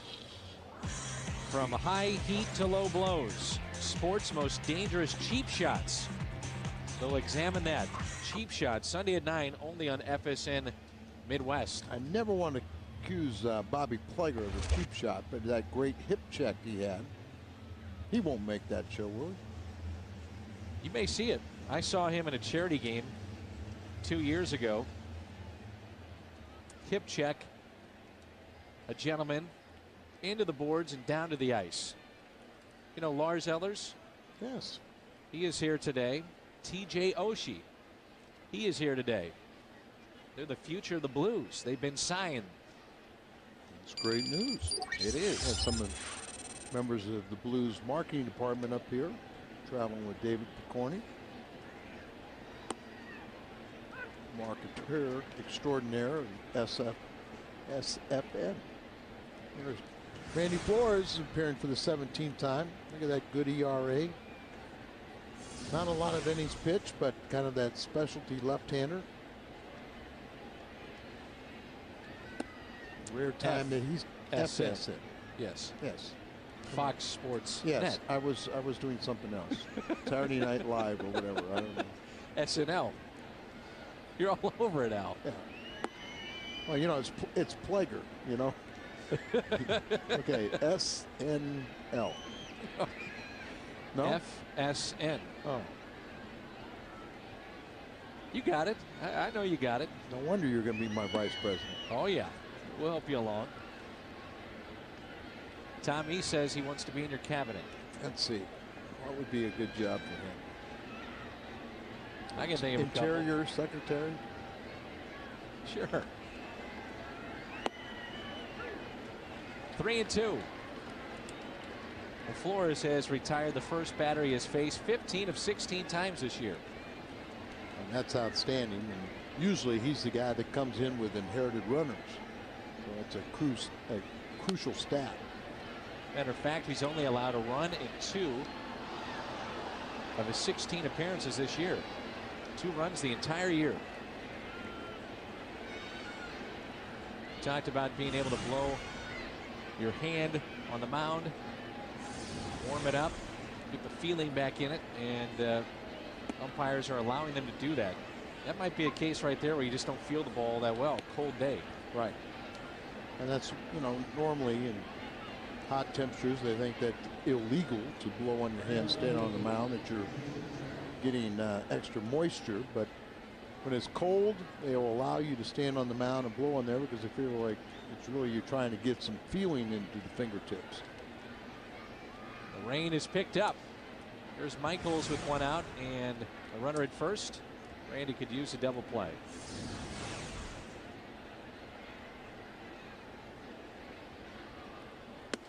First pitch is a strike. I'm sure the footing will become an issue at some point for Randy. I think in between innings, the grounds crew will come out and doctor the field a little bit. When did St. Louis turn into Seattle? About a month ago. Cold and rainy. We're out of town next week, and I heard it's going to be 80. Of course.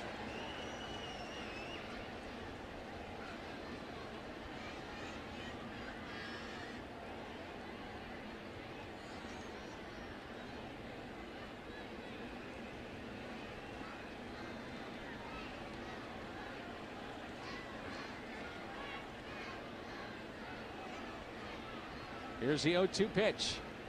Long look by Flores. Time called.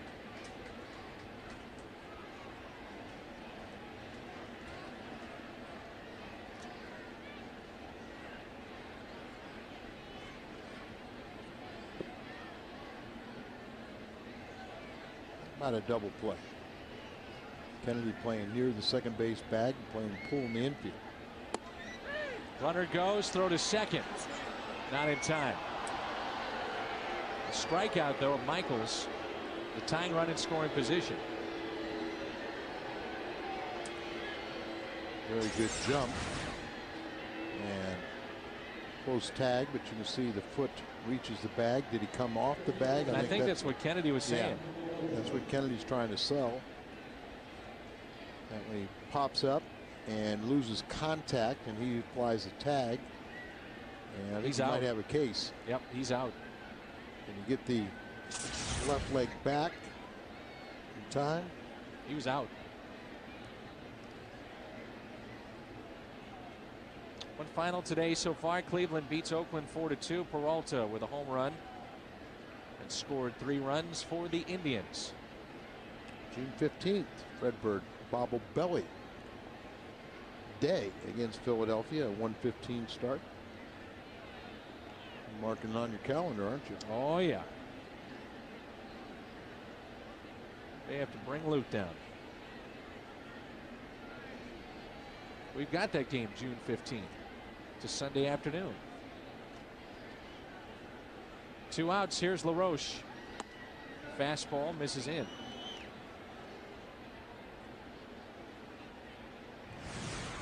Brad Stravanger is working hard on producing pregame shows. Looking ahead to San Diego. 1-0 pitch right down the middle.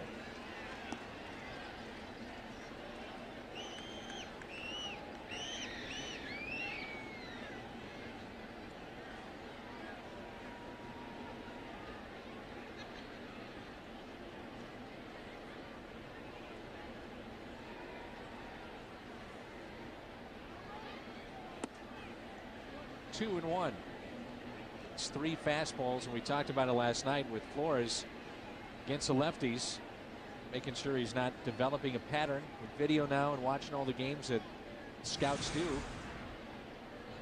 you see LaRoche 4 for 6 has been hit by a pitch, but Randy has been using that fastball against the lefties. There's the breaking ball, and it's 3-1. Nady on deck. Randy at times, you know, becomes predictable, but at times when he can locate that slider, it really doesn't matter. Cubs have a 4-0 lead over San Diego, bottom of 5. Well, he's got the big lead over Milwaukee, 6-0 in the bottom of the 8th at Milwaukee.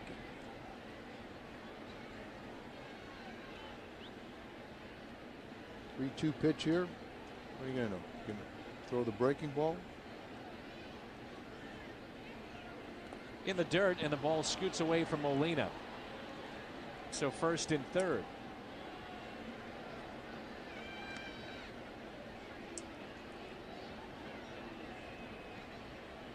Jim Edmonds playing in that game today. His first game for the Cubbies is 1 for 2 with a single. Facing his former team, the San Diego Padres. Speaking of the Padres, Nady was drafted the 2nd round by the Padres. 18th player to be drafted and then go straight to the big leagues. I saw him when he was a minor leaguer in the San Diego Padres during spring training. Went out to see Ray Langford. And Arizona, and I also saw a home run hitting contest, and there's a young AA player named Xavier Nady in that contest.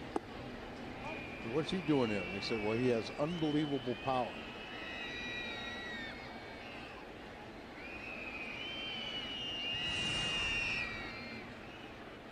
For 0, he's been hit twice when facing.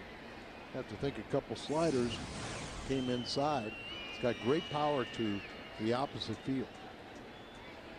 1-0 pitch. Nady was the nation's freshman of the year back in 1998. Golden Bears of California. Two-time All-American in his time there. Springer starting to throw.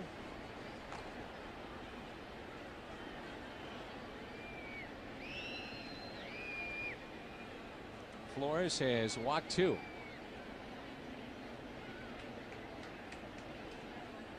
Relief on McClellan. Heading in a third for Kyle. 1-1 pitch. There's the broken bat. Watch out. There's exactly what you're talking about. Right. And that's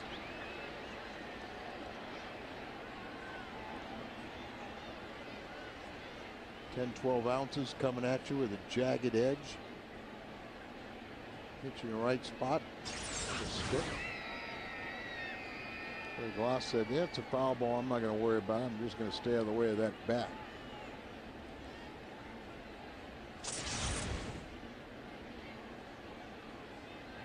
Never had to worry about things like that, did you?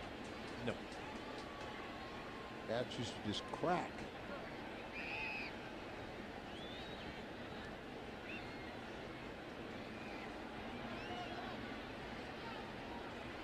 One ball and 2 strikes. Edmonds, by the way, in the 6th spot in the lineup for Chicago.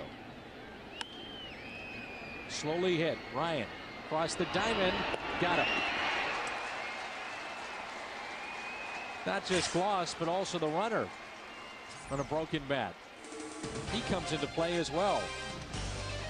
Yikes, look out, here it comes. Time to stretch. As predicted, a lot of the grounds crew working on the mound and home plate. I guess, Al, the question is if I can stay awake during the rain delay. I was wondering about that. But tuck you, get a pillow and a blanket, put you back on the couch. Are we going to have a rain delay? That's the question. No. Could spend some more quality time with you. I'd encourage it. I think we're going to root for Crystal to be a winner in our Hyundai contest and see if she can qualify for that Sonata. FSN and Sonata.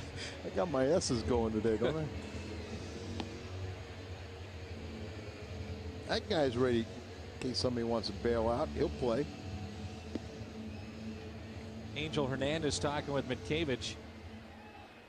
He's going to go over and talk to Eric Cooper. What do you think? You know, I'm not too sure with Angel Campos here. Angel is kind of the acting grounds or crew chief, but they're kind of, you know, since the crew chief, and I'm not sure what crew this is on vacation, so that's kind of a nice thing. Angel probably is the next most senior umpire, but he's going over and talking with Cooper and trying to, you know, get a consensus if they should have play continue. I think there is more rain in the area, and so they'll keep a close eye on it. But let's get this game going. Get a few insurance runs for the Redbirds. Gloss is 3 for 3 with an RBI. Average has jumped up to 266 with a couple of home runs and 26 RBIs.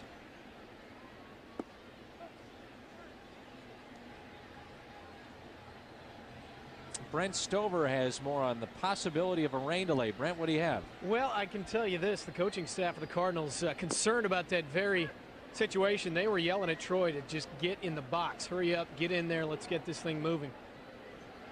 1 ball, 1 strike. Pretty insightful. Start play here in the bottom of the 7th. Brent is probably right down near the dugout, right by our camera down there. Right by what we hope is Cardinal victory, and it would be number 2,400 for Tony La Russa. The Cardinals win this game.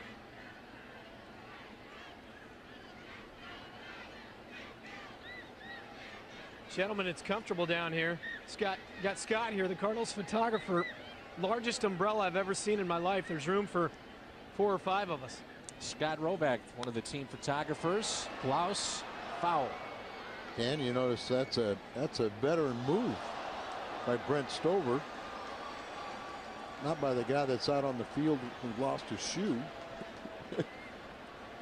But, you know, remember, you know, the Cat had to get that little tiny umbrella to cover his entire body. But a veteran move by Brent Stover to get under Scott Roback's big umbrella. Well, Scott's teaching me, Al, a lot of things down here. He's been doing this for 26 years. Said he realized 21 years into it that he was going to need a large umbrella with some kind of a brace. And so if you can see down here, I don't know if we have a camera on it, but he's got this brace that's hooked to the wall right here, to the fencing, and then it reaches out, kind of a big metal arm that holds up the umbrella. Big league. Leadoff walk.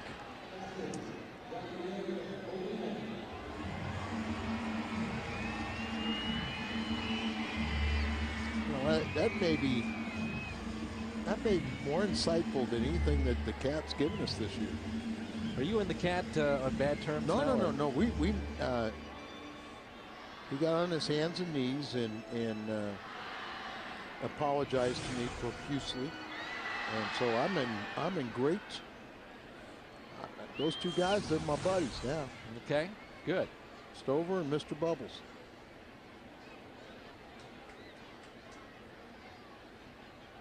We'll check on the runner at first. That's Glaus. Al, I just wanted to say, to kind of piggyback what you were talking about, that was really neat yesterday when you pulled Jimmy aside, pulled me aside, right out on the field here, had us on either side of you, put your arm around us, and we had that moment. That was great. I mean, it's the first time I've seen the Cat or Mr. Bubbles so emotional since he got a hug sent from Scott Rowland. You know. I just want to make sure you and Pat Paris aren't on the outs, because he was standing right there, but you elected not to pull him aside. Very perceptive, aren't you? 1-0 pitch. The knees on the outside corner. Graybo now in the bullpen for the Pirates. Miles swinging the bat, getting ready.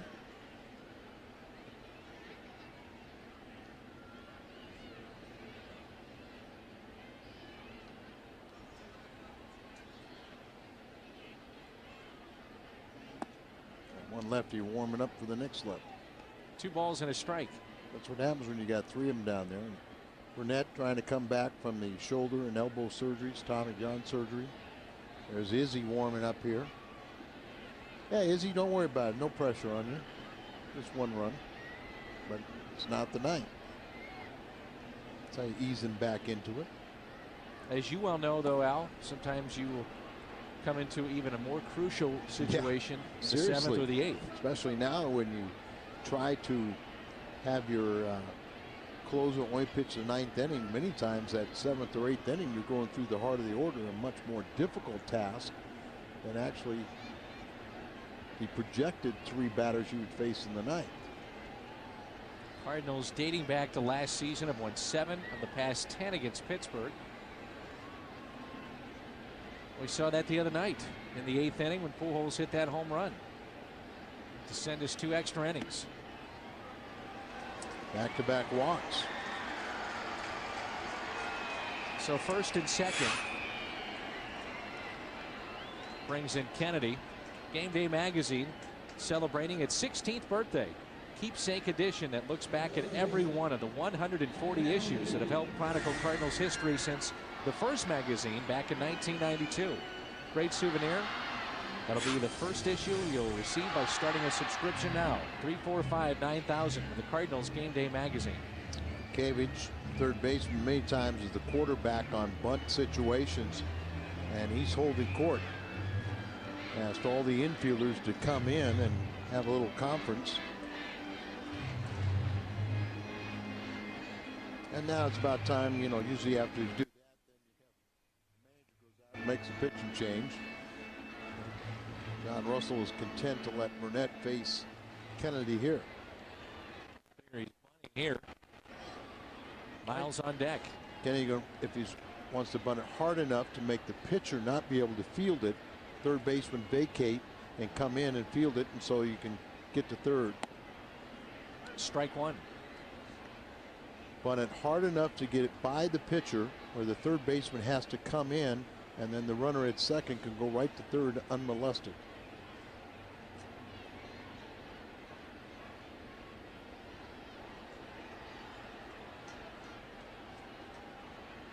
Don't bunt it too hard on the wet track either, though. That'll roll foul. Strike two. It was kind of a slowly hit ball where Mankiewicz, the third baseman, went back to the third base bag, and Polino, the catcher, if he would have fielded, the only play he had was the one right in front of him to get the force out at third base, the lead runner. That's what the defensive design is to be. And a lot of times, you know, you can sit there and they'll jockey around and try to pick off that. You know, one defensive play could be try to pick off the man at second base, shorten up his lead.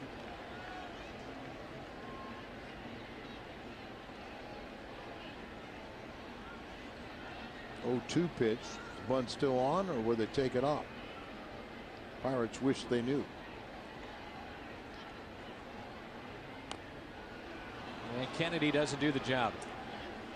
Strikeout. Isringhausen has stopped throwing in the bullpen. Brings in Miles. Back up though. Never got the bat out there. Frustrated with himself. Second strikeout in an inning or third for Burnett. Since Izzy has been removed as the closer, he's worked 2 innings, gave up 1 hit, 1 inning against Milwaukee, and then 1 inning last night. Switch here. Miles was called in, and they'll go to the bullpen and bring in Graybo. 5-4 here at the bottom of the 7th. Cardinals still have the 5-4 lead in batting here in the 7th inning. They have 1 down and runners at first and second. Graybo just comes in to replace Burnett, who walked the 2 men on base. 2-1. He suffered his first blown save, and the club's only second blown save, allowing a home run to Albert Pujols in the 8th inning of Tuesday night's game. Unscored upon in 14 appearances in March and April, and scored upon in 3 of 6 games in May. Mike Kelling is pleased to see that Royals sign, who have a 7-1 lead over Detroit. And Miles, a switch hitter, pinch hitter, pops up to right field. Lost tags up and no advancement in the second out of the inning. So Graybo, who has outstanding stuff, gets the first man he faces. That'll bring in Brendan Ryan. So Ryan has 2 base hits today. 2 for 3. He's also grounded out to third. 5-4. Get the feeling Cardinals need a little insurance. Well, we said earlier when they stranded 8 runners, and that was through 4 innings. Well, they needed a timely hit. They have not had a base runner in the 5th or 6th innings, and they have 2 of them out there for 2 outs for Brendan Ryan, who's 2 for 3. Another final in. Washington shuts out the Mets 1-0. Bergman goes 7 innings, strikes out 9.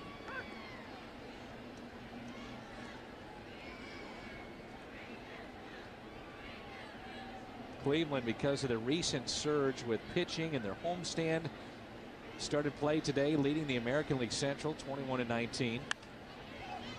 Little pop-up into shallow right. The Cardinals will strand 2. They have left 10 on.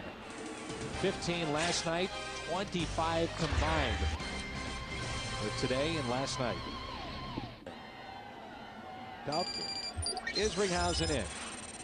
8th inning of a 1-run game. Isringhausen, 21st appearance, 1-4 on the season.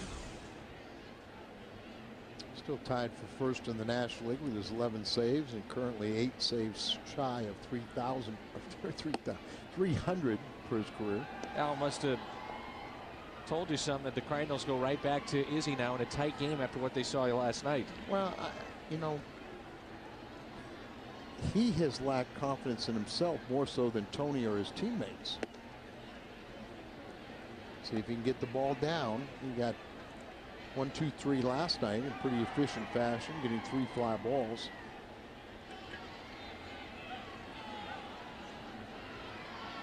But it's not exactly a situation where there isn't any pressure on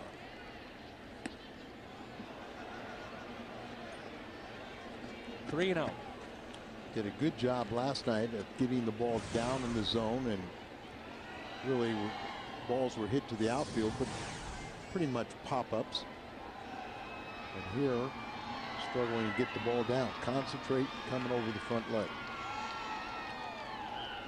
There you go. And 4 straight, he walked him. Mikhevich has been on base 4 times, 2 walks, a double and a single. Tying run is on. Here's Paulino. And a lot of walks from these relievers coming in on both sides.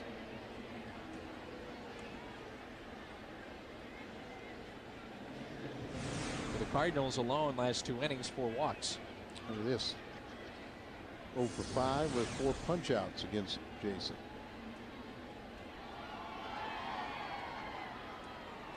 Need a double play. It's hit out of play. 4 straight, and he goes up and swings at the first pitch. And if you were to say, what were you thinking? He would look at you going, what are you thinking? What do you mean? Maybe I should go up there looking or take a pitch. Don't get it.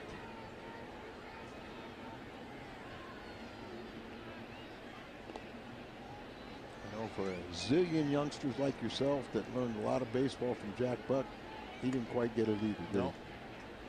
He'd go crazy over that. Yeah, but you know, as Tony says, you know, sometimes these guys are so good, the first pitch is your best pitch you're going to see. Here's the 0-1 pitch. The real problem you have with Izzy are a lot of closers today. Maximum effort type guys, a lot of motion, where they're very, very slow to the plate, easy to steal off of. That was part of the advent of the 1-inning closer. You don't bring those guys in with runners on base because they can run rampant on them. Strike 2.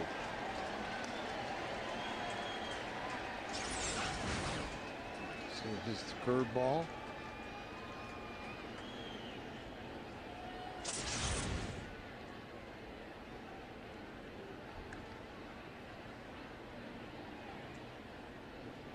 See when Molina puts down. For first. Cage has not attempted to steal today, but as I said, if you had somebody that had good speed or one of your base stealers, even with Molina back behind the plate, the running game would be very much in play. The curveball again. Line drive and a base hit on 1 and 2. Tying run at second base. It's not the sharp breaking ball that we've seen. Well, and Izzy is kind of fighting it mentally, you know, because he says my breaking ball is an out pitch. It's not a kind of a get ahead breaking ball. And so a lot of times when you have an out pitch breaking ball or curveball, you don't throw it for strikes. But early in the count when you throw it, you're trying to throw strikes, you're trying to throw off the timing. But that ball started up high, hung up, you know, didn't have enough speed to it where it was, he could just kind of sit there and guide it, and ended up around the thigh level and hit it hard. Very easily it could have been a line drive caught, but it went over the head of Ryan for the single. Ryan Franklin gets up now. Marte, who's warming up in the Pirates pen. So here's Gomez. He has an RBI, a couple of base hits. Let's see how the Cardinals play defensively. Bunt. They call 3, and he threw it away. A run will score. This game is tied. You could hear it up here. They were barking it out. 3, 3, 3. Rushed the throw and threw it offline. Well, he had it, and Izzy, you know, when things submarine, they just all submarine. Izzy gets to this ball. Gloss retreats back. Plenty of time to get the runner, but a terrible throw, and Izzy knows it. Look at the hands on the shoulder, and just things snowballing. Second and third with nobody out. 5-5 game here in the top of the 8th. Just look at that form and mechanics. You could just see he's all stretched out. There's no crow hop. Stretched out. He had more time than he realized, and just threw off balance, and the ball sailed. And now it's Bay.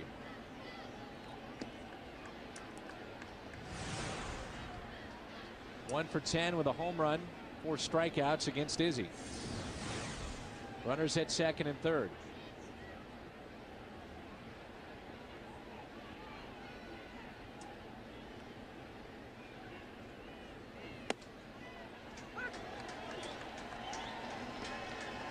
For the most part, I think the crowd has tried to be with Isringhausen.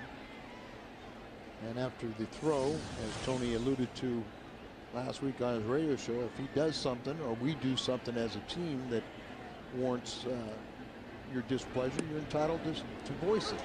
But you can tell they want to get behind it. He's got to feel the weight of the world on his shoulders with what's transpired now the last couple of weeks. Keep it a tie game. Moral victory there. Infield is drawn in. The 1-2 pitch.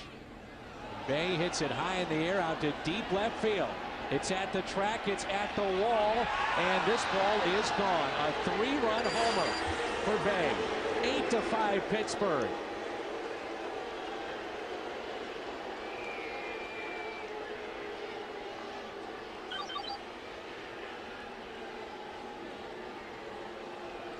Everything that you hoped you had accomplished in the first 2 relief outings goes right down the drain now. As pitch in the middle of the plate, belt high and belted out. High towering fly ball into the raindrops. You see Duncan way offline, but might have had a chance if he would have gotten to it and jumped, but wasn't lined up with it. Sanchez, the first out.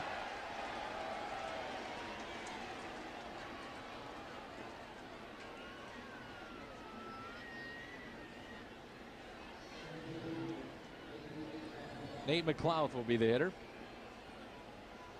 8-5 Pittsburgh. 4 runs here in this 8th inning. All started with the walk. Then the base hit. The error by Isringhausen. And the 3-run homer by Bay, his second ever against Izzy.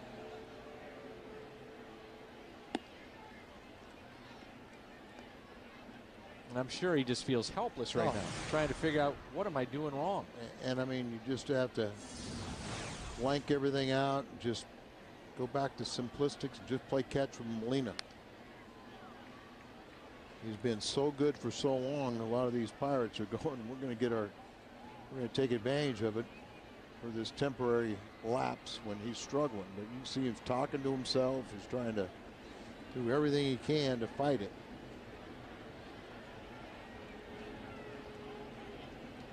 You don't amass 292 saves without being mentally tough.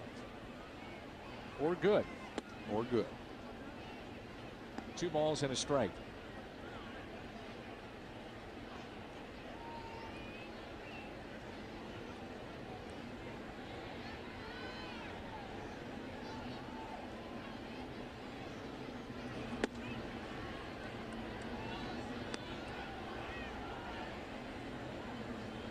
And now with the Pirates having a lead, Franklin sits and Malone starts to throw.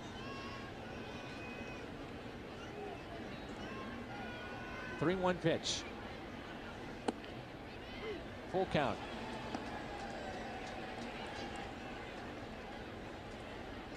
As you talked about and alluded to it, you know, this game is so hard mentally, and if you go out there not confident at this level, these guys will beat you up. A walk is second. Here comes Tony. He's going to make the move right now. And Tony didn't want to do this, but he has to. Nobody feels worse than Tony La Russa either. First of all, it's Jason, and second worst is Tony.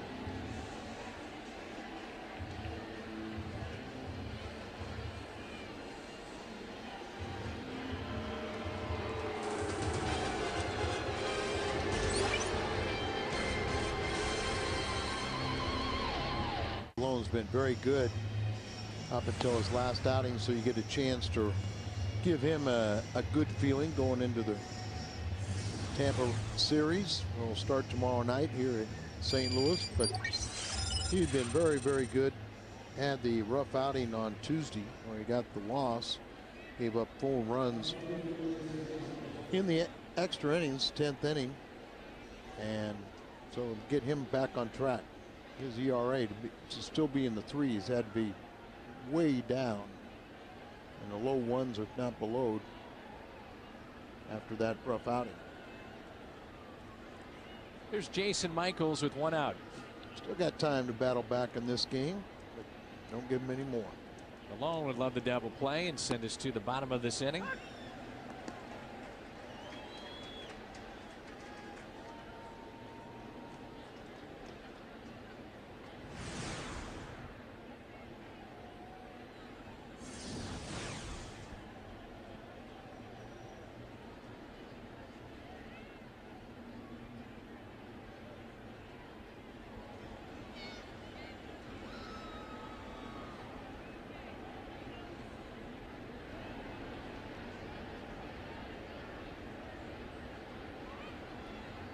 Michaels is 1 for. He's hit back in the 5th. And Al, it's not just Isringhausen going through this. It's the team and the fans are seeing it, and he feels like he's let everybody down. La Russa. Now what's the right situation when to use him to try to get him back on track? Well, and that was the one thing that Tony spoke about it even in Milwaukee, is that it wasn't going to be an ideal situation because the offense scored 5 runs tonight, this afternoon, but you know they still have stranded 10. They don't get those key hits to really could have a relatively comfortable lead to bring in Izzy. You know, last night once it was a non-save situation, he pitched the 9th inning, but this was a 1-run game in the 8th inning, so it's still not the ideal situation. You were hoping he'd be able to, and obviously Izzy wanted to have that opportunity. It just didn't work. And I still maintain for a guy like Izzy, it's important for it to be in a win. It's not just a flat out, you know, lopsided loss. Still, it's important for him to be on, you know, contributing to a winning game.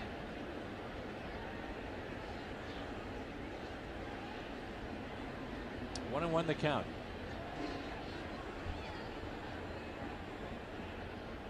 One out and a runner at first, and here comes the next from Malone.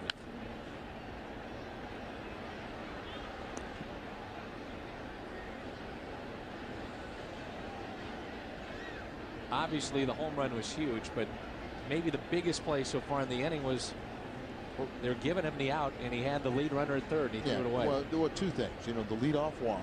Yep.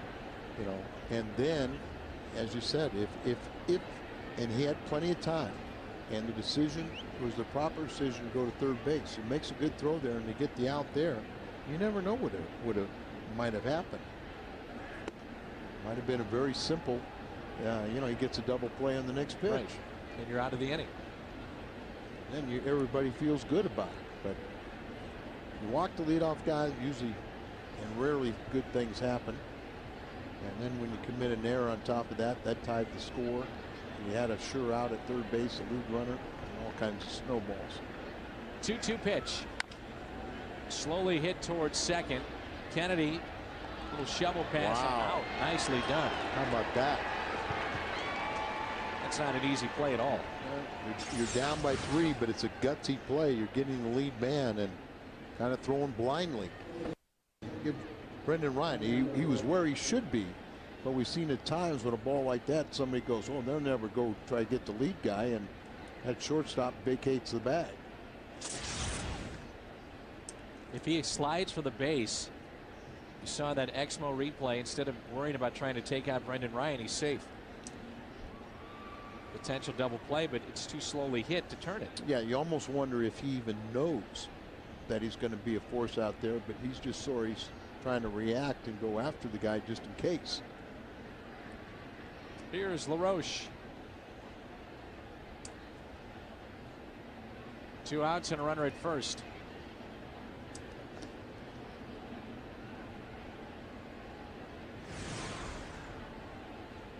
Cardinals will have the top of their lineup coming up in the bottom of the 8th.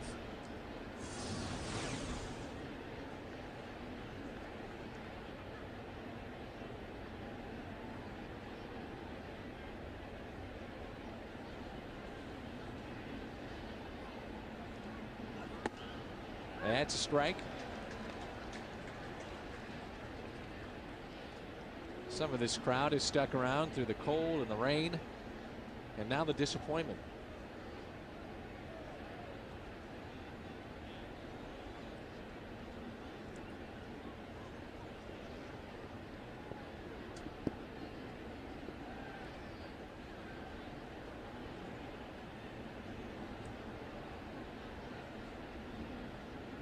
Cubs, bottom of the 7th, leading San Diego 4-0. Mentioned that Washington blanked the Mets. LA over Milwaukee 9-2. That's in the bottom of the 9th. Milwaukee, another blown save in their ball game last night. That's strike 2. See where Mark Pryor going to have his surgically repaired shoulder re-examined, having trouble with it. I didn't see that. Yeah, signed with the Padres this year, and nothing's changed.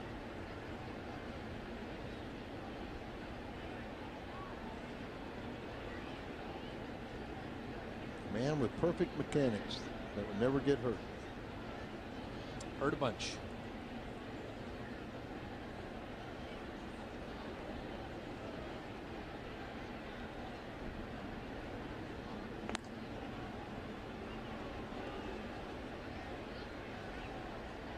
That's Lou Frazier, first base coach, St. Louisan.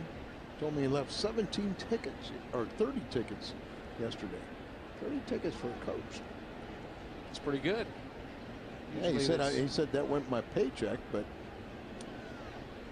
here's the 0-2. 1-2.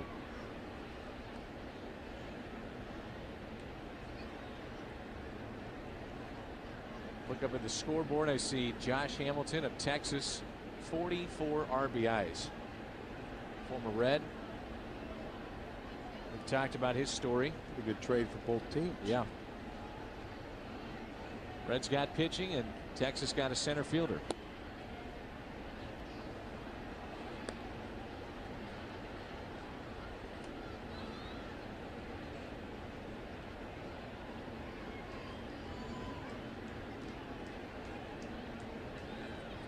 Trying to share that umbrella with 3 different people, and the umbrella's broken too. On the outside corner, sends us to the bottom of the 8th. 4 runs for Pittsburgh. They lead at 8-5.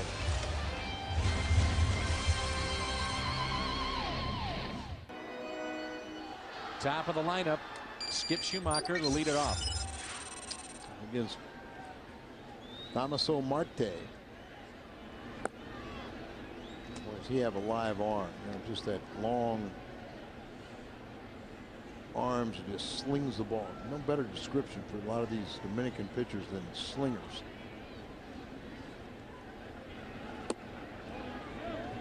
Two and 0. Marte retired the 3 batters he faced on Tuesday. He was retired 31 of his last 36 batters. Scored upon just twice in his last 17 games. Jones, Kent, Bennett. That's Gary Bennett, all homer for Los Angeles as they defeat Milwaukee. Oh, what a play! Playing in on the grass, so really almost dove backwards to spear that line drive. Talk about somebody with good hands, playing in, trying to guard against the bunt. A vicious line drive to his left. And that's reactions. Outstanding, and not the first he's made today. Duncan with a pair of base hits.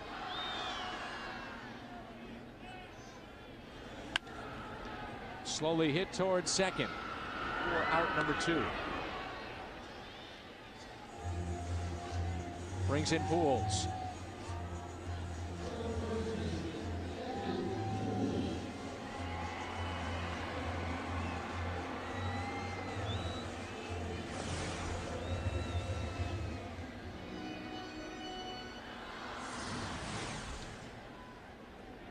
Two outs, nobody on for Albert Pujols. 8-5 Pittsburgh.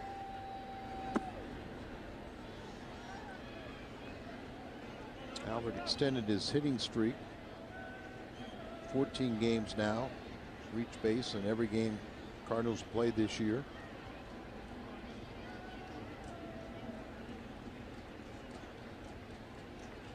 The 1-0. A base hit back in the first for Pujols. Marte is their 8th inning man, and they've got, statistically, I guess you'd have to say Caps is the best in the Central Division. 9 for 9 in save opportunities. Albert with a base hit past Minkevich. He's gotten everything else today. He almost got that one too.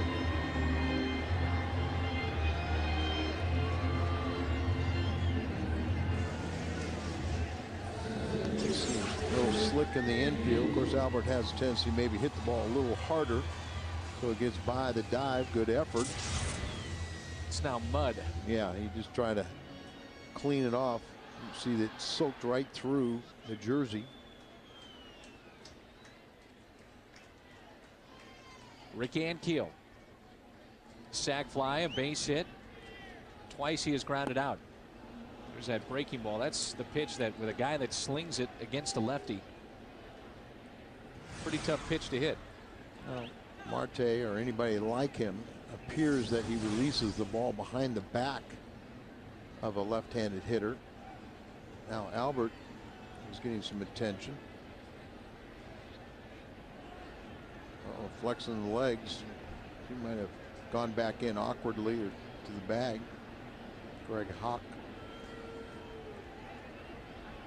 It's almost worth saying, let's get him out of this game. See if it's on the base hit when he's leaving the batter's box. Does he slip a little bit? Or just.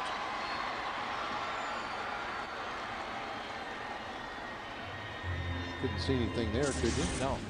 So. With an 8-5 Pirates lead, he may not come up again. Well, but slick service. Oh, I agree, and think about taking him out. You want to take him out, but the same token, what a message it sends to the teammates. Here's a superstar. You're down, and yet he isn't begging to come out of a game. We know a lot of guys would. And he's fighting to stay in there, wants to make the difference. Playing behind Pujols is LaRoche with the lefty and Keel up, and Rick hits it off the end of the bat out to right. That sends us to the 9th. It's 8-5 Pittsburgh. Cardinals have stranded 11 today. Cardinals baseball on FSN Midwest. Closer Matt Capps 9 for 9 in save chances. There's a shot into right, and the catch made by Skip Schumacher. Crowd of 41,244 on this rainy afternoon in St. Louis.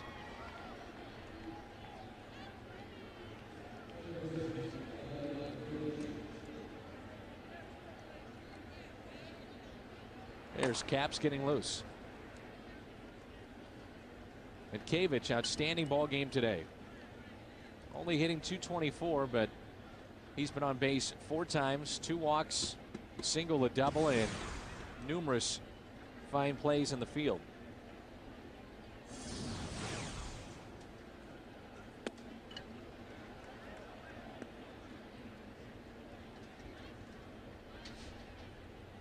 Old school, no batting gloves.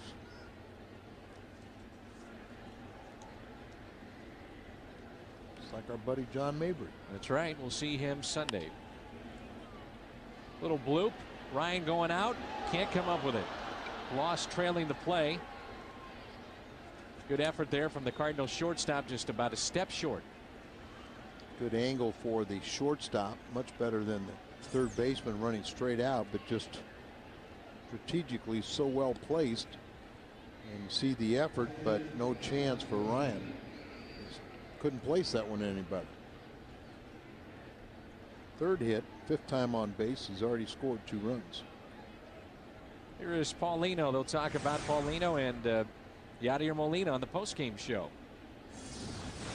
2 for 4. Parisi is throwing in the Cardinals bullpen. Looks like he'll have the 9th inning.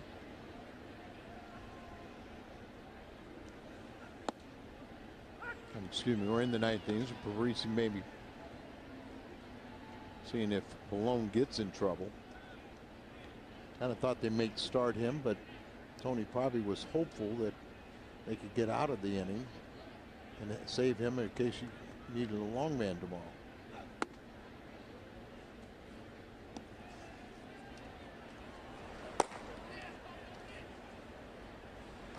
Braden Looper, 5-2, going for the Redbirds.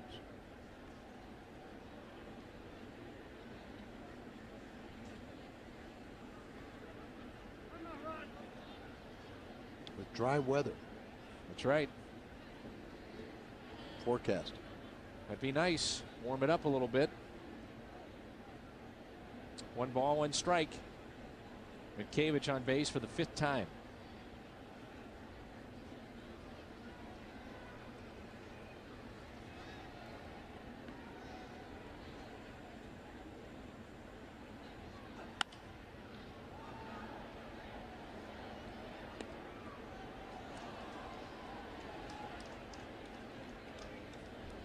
Runs in this game, 22 hits, 1 error.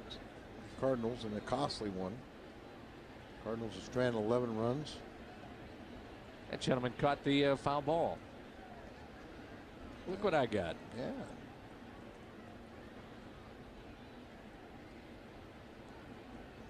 What a double play here. 1-2 pitch.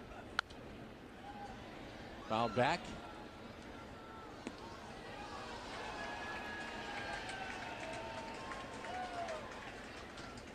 Chased a ball. 1 ball and 2 strikes.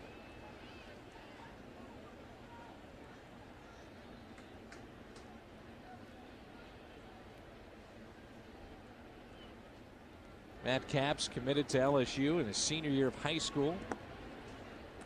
That scoots away from Molina. Mitkevich moves up. Steady sign with the Pirates. And just last month, Matt Capps signed a 2-year contract worth just over $3 million. It's a pretty good bargain.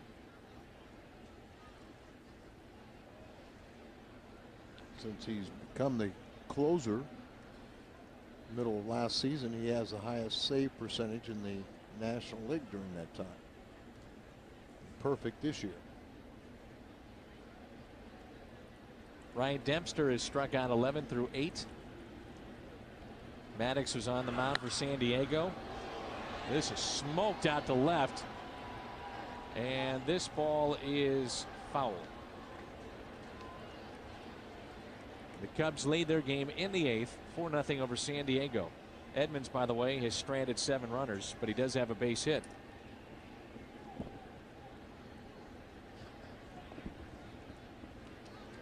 A little more acceptable when your team is winning and getting such a dominant performance from your starter. That was a problem off to the slow start after the injury in spring, and the team was struggling for San Diego. Here's a check swing. Full count.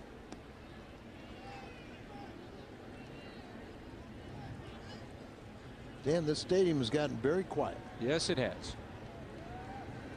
Very much so. To regroup in the bottom of the 9th. Somehow kind of put this one aside, win or lose, and get ready for the next series. Cardinals on the verge of losing their first series at home. Up the middle, and another diving catch from Kennedy. Well on the shortstop side of second base when he catches that ball in the outfield grass. Great positioning once again. Right off the end of the bat, and Kennedy comes into view and gets over there and hauls it in.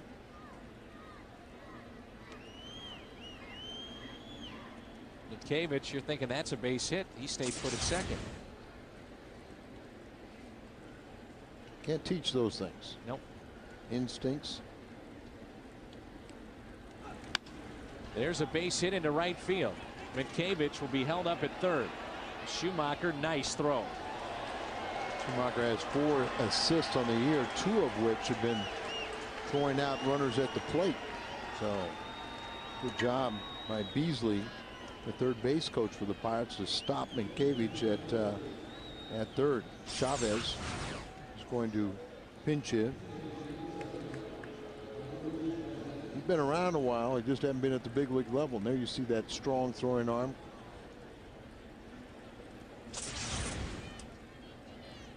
Rain is picked up again with 2 outs here in the top of the 9th. But if they play it all the way through what we've had this afternoon, they'll continue to play now.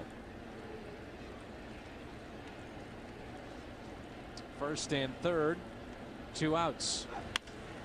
Down the right field line, it's slicing and a fair ball. Mitkevich will score. Throw comes into the infield and Kennedy, and it's a double for Chavez, and it's 9-5 Pittsburgh. Just inside the line, a fair ball. Don't waste any time for him to make an input back in the big leagues, just inside the fair territory, and then so a double RBI in his first plate appearance in quite a while.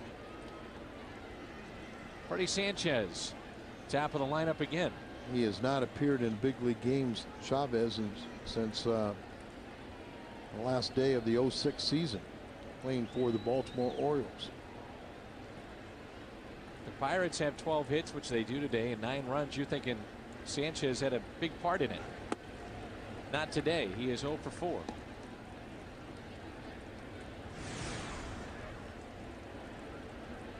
He's 4 for 24 in his last 6 games. That shoulder maybe is really barking. 1-0 pitch. And he's been saying they can't figure out what's going on with it either. Former batting champion for the Pirates.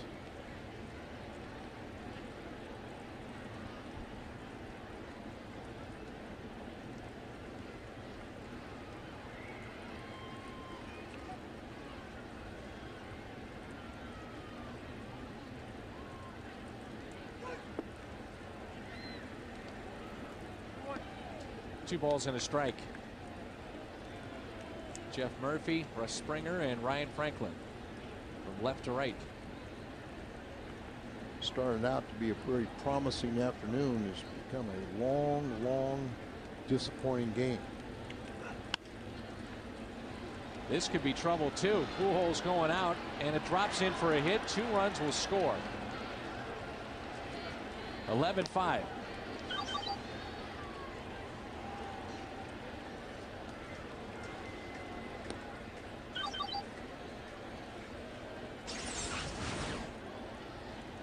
Just another ball that you cannot defense.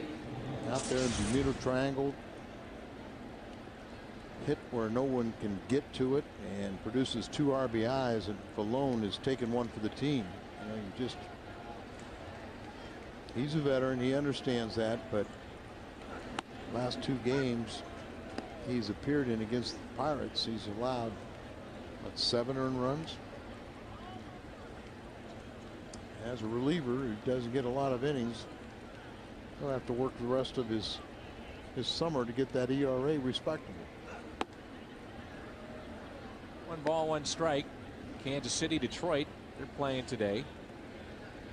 And it is 7-3 Kansas City. Bottom of the 7th. Kenny Rogers, 11 hits allowed, 7 earned runs in 4 innings. And it looks like they'll gets swept by Kansas City the second time.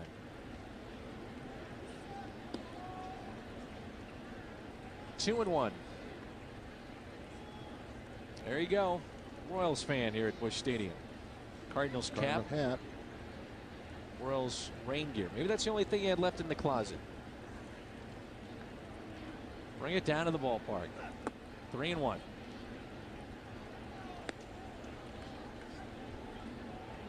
The infield looks like it's getting slick, doesn't it? Yeah, it looks like some standing water almost out there.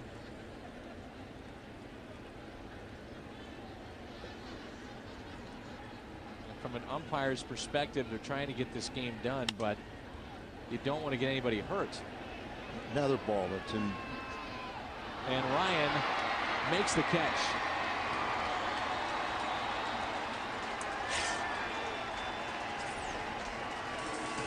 Pirates add to their lead with 3 here in the ninth. It's 11-5. 11-5 Pittsburgh, bottom of the ninth. I live for this. Covered in mud. The side of the bases here at Busch Stadium. Not much of this crowd has stuck around. We had 40,000 plus. Our Budweiser player of the game. Budweiser, the great American lager.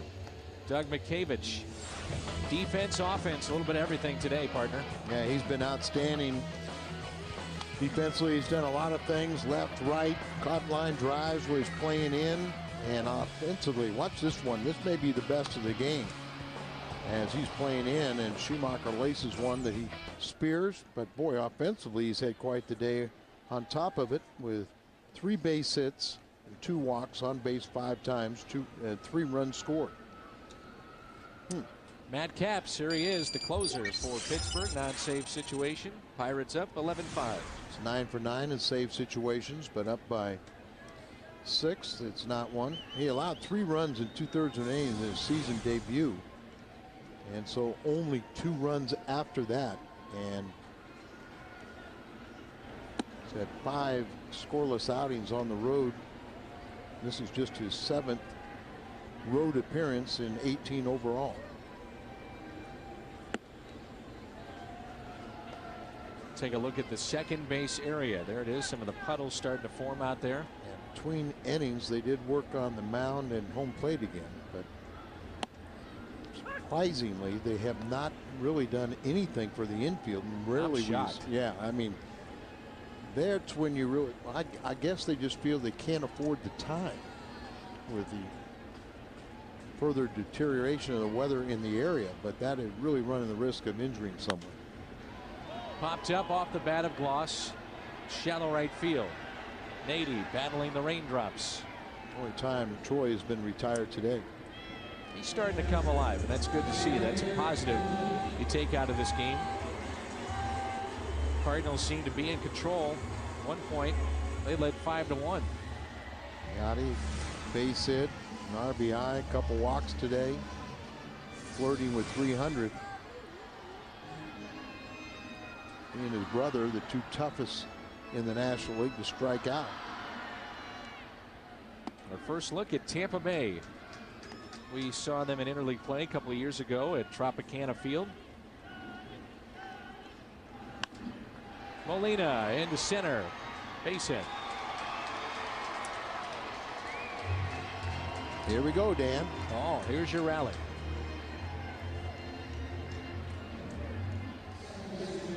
Kennedy's hit the ball better than what his 0 for 4 would indicate. Played a nice game defensively, but he will be the 2nd Cardinal to reach base here in the 9th. Need base runners. I'm going to play behind him, Molina, for 2 reasons. One, you can still keep him in check, but with the big lead, why not?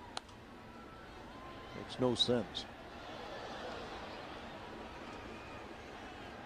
Got not only the slow-footed Molina, but mud. Slows him down even more. I would say so.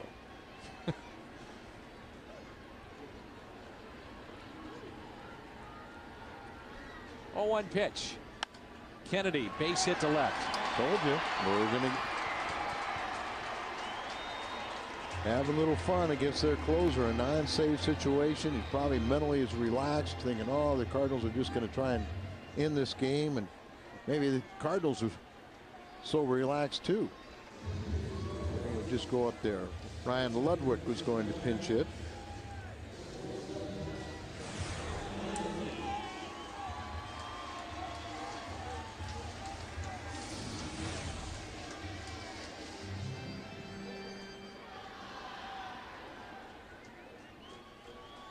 And you might as well sit down. We're going to be here a while.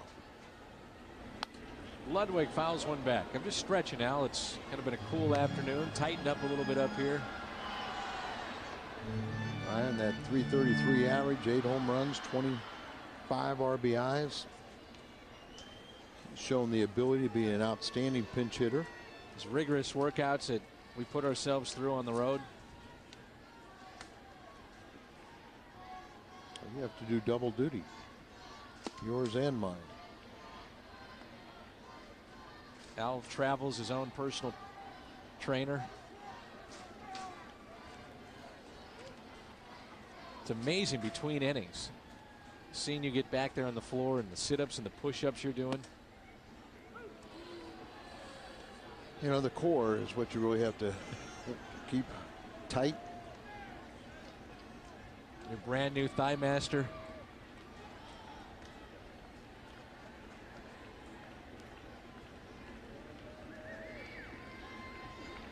I mean, come on, Al. We've been on the air for 3.5 hours. No, you know? I mean, I'm telling you, we're going to be on here.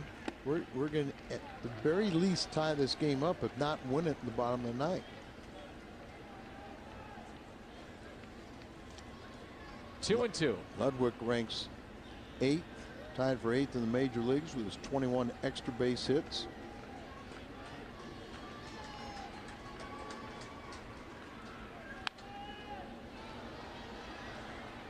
He had a ball that he could shoot to right field.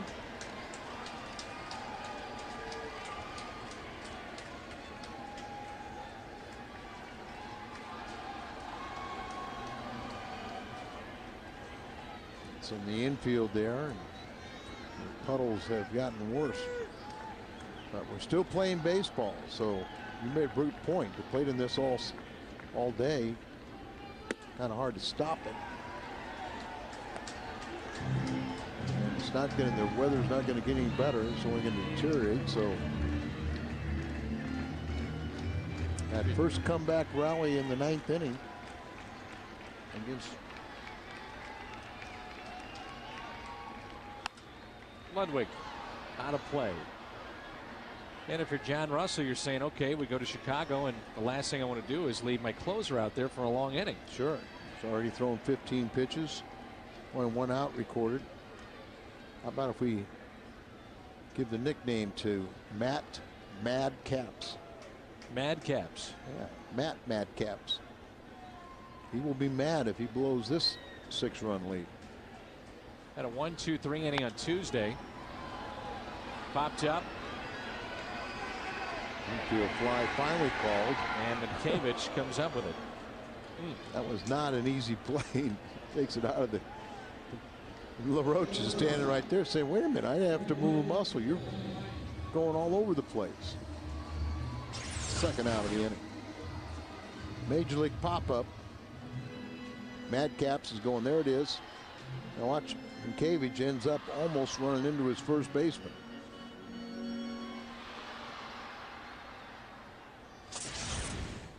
It's up to Ryan to extend the game. Couple of singles today. 2 for 4, that average at .308.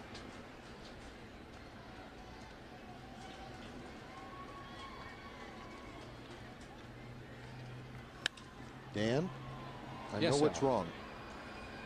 Somebody hurry up and get our good luck bird.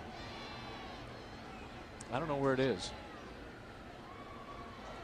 Tony West, the hardest working man in all of baseball, is getting our good luck charm. You were in charge of it, so if we do not rally,